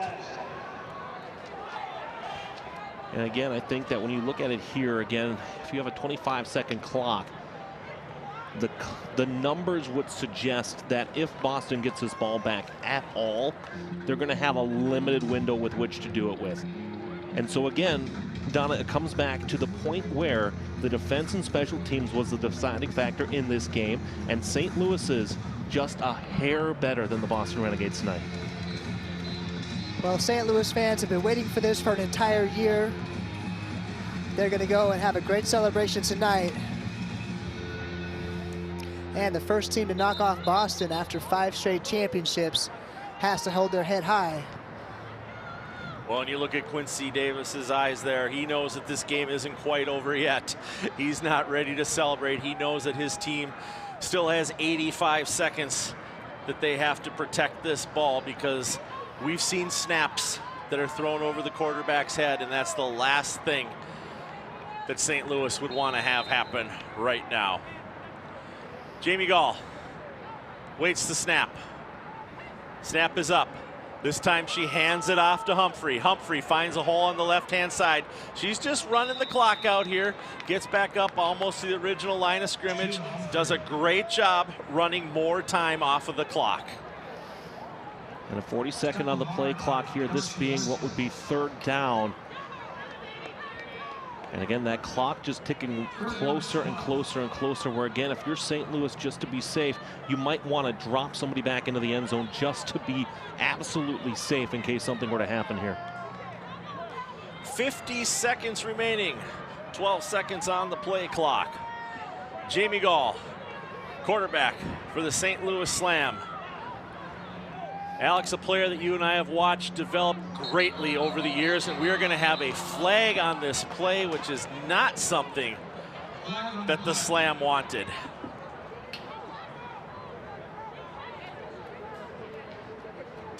When you think about, too, Brian, the history of professional football in the city of St. Louis, it's a complicated history with the relocations of the Cardinals to Chicago and then to Arizona, with the relocation of the Rams back to Los Angeles. But then you see the success stories. The Slam is the jam. Caw is the law, with the Battlehawks in St. Louis playing at the Dome.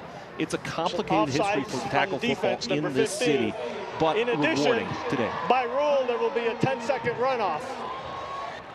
So it was offsides by the Renegades that caused the slam to jump.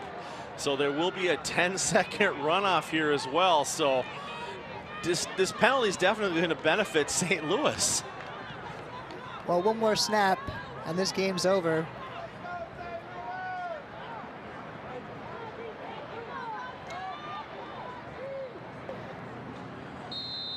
Jamie Gall knows that she's got a couple seconds separating the game clock with her. Waits for the snap. Player in motion. Hands it off to Humphrey. Humphrey's gonna run the ball. She's gonna get tackled this time by Darcy Leslie. And that's gonna be all it was. 2009, 2016, 17, and 19, St. Louis won national championships, but it was in 2024 that they win their first ever WFA Pro Division National Championship.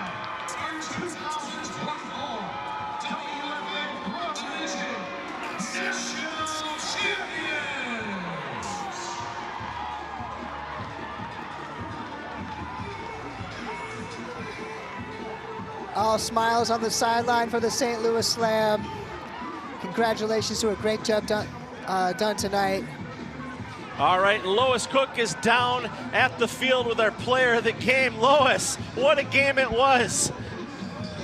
An incredible game. I'm here with Sydney Block, number 9. How do you feel right now? You just won the championship. Talk to me. It's honestly surreal.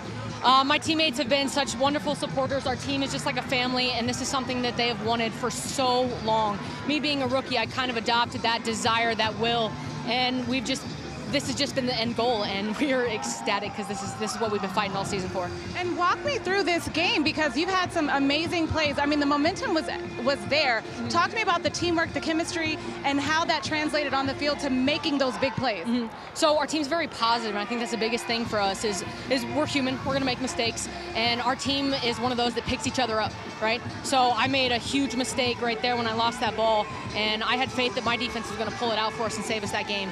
So I think that's the biggest thing about our team is that we have faith in each other and we know we're going to pull it out. So that's right. I'm going to let you go celebrate with your teammates. Congratulations. Thanks. Yeah. Brian. Thanks, Lois. Alex, Donna, what can we say? We've been waiting for this. Not necessarily waiting to see another team victorious, but waiting for a game that came down to the last 90 seconds like this. Donna, you first. Well, this was just a great game to call, great game to watch. WFA has finally found some parity in the league, partly because Boston's just a different team this year, but hats off to St. Louis. They did a great job coming up big when it counted. They are world champions. Well, I think that's the big thing you're looking at here, Donna. It's hope for other teams that no longer is it the Renegades League and then everybody else. Everybody has a chance now. And for a Slam team that has spent time and time again building up a program, finding success, working their way back, this is a good win, not just for St. Louis, but for the growth of women's football, because everybody feels now they have a chance. And what a game it was. Your final score, the St. Louis Slam 30, the Boston Renegades 27. If you want to catch the trophy presentation, change your channel now to ESPN News.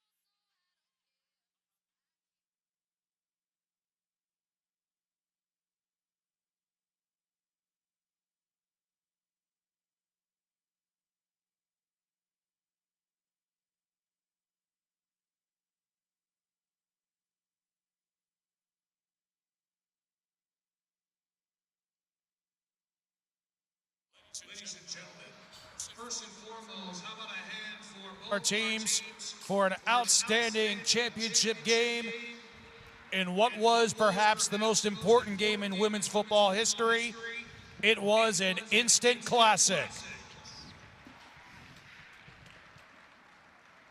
First and foremost, let's name our MVPs. The MVP from the Boston Renegades and the National Conference is Ruth Mata.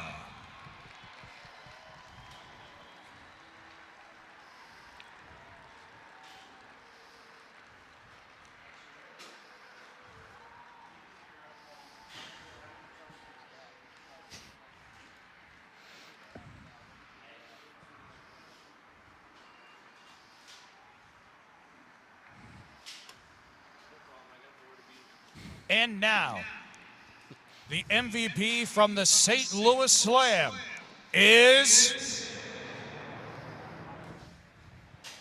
Carrie McMahon.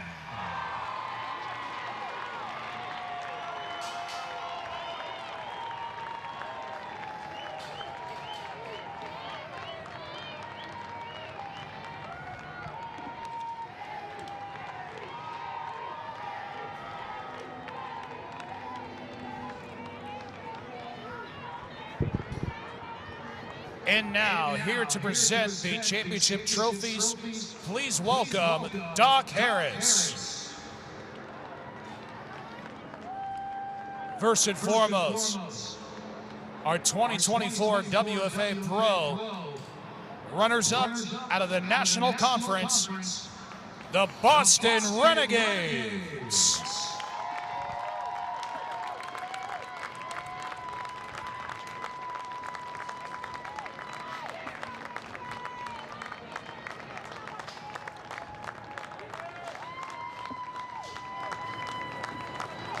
And now, your 2024 WFA Pro National Champions, the St. Louis Slam!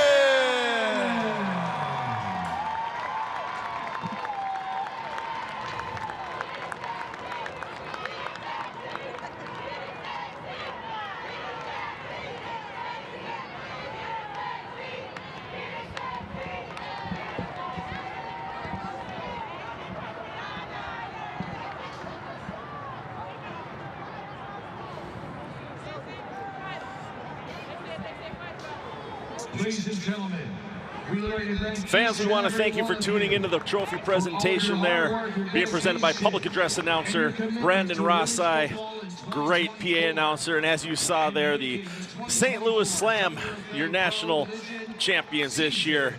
Let's look at the 4 imprints plays of the game today. That first one, a great scoop and score by Kylie O'Connell-Harrell of the Boston Renegades. At that time, we thought this could still be an exciting game, and of course, it was still an exciting game. But the most important plays of the game here is we got the fumble recovery by number 7, Kiana Smith, for the St. Louis Slam, and that wasn't all that Smith did today. She also had an interception as well. Those are your 4 imprint plays of the game. Fans, we're going to send it down to this time to Matt Fargo. Matt is with one of the coaches. Matt? Coach, you just got handed the WFA Franco Harris National Championship Trophy. How's that feel? Pretty good. It's the end of a very, very long season, very long journey. Lots of work, years in the making. Finally, we ended our season the way we wanted to in the last few years. It was a pursuit of perfection for you guys. Yeah. Knowing that you could beat Boston the way that you did earlier this season, did that do something for the mental fortitude of this team coming into this championship? Yeah, you know, we've always felt we've been competitive. It's always been an issue of depth. Can we stay healthy long enough down the stretch where we go against a team like Boston that has reserves on reserves and weather the storm through 4 quarters?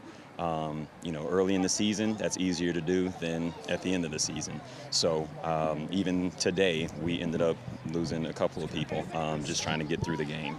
But having proved that we can beat them regular season, I think everybody expected the quality football game, and we still within range of being able to close it out again. It was just going to be a matter of adjustments and staying healthy through 4 quarters. I know it's going to be hard to pick one thing, but if you had to pick one thing that's the secret sauce to make the St. Louis Slam national champions, what would you say? Hard work and doing what's best for the team. Congratulations, Coach. Go enjoy it. Cool. Thank you. Appreciate it. Guys, back upstairs to you.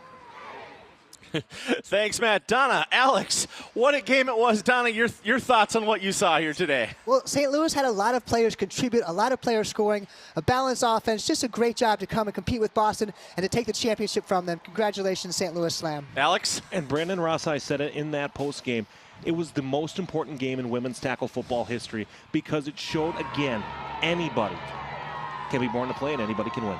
An instant classic is what Brandon Rossai said. This was by far my greatest national championship weekend yet. I've been doing this, blessed to do this, since the 2018 season. I can't wait for next year in the 2025 season. For Lois Cook, Matt Fargo down on the field, Donna Wilkinson, Alex Wested up here in the booth with me. I'm Brian Sweeney. You just watched a classic. St. Louis Slam are your Pro Division national champions after beating the Boston Renegades by a final score of 30-27. Thank you for watching.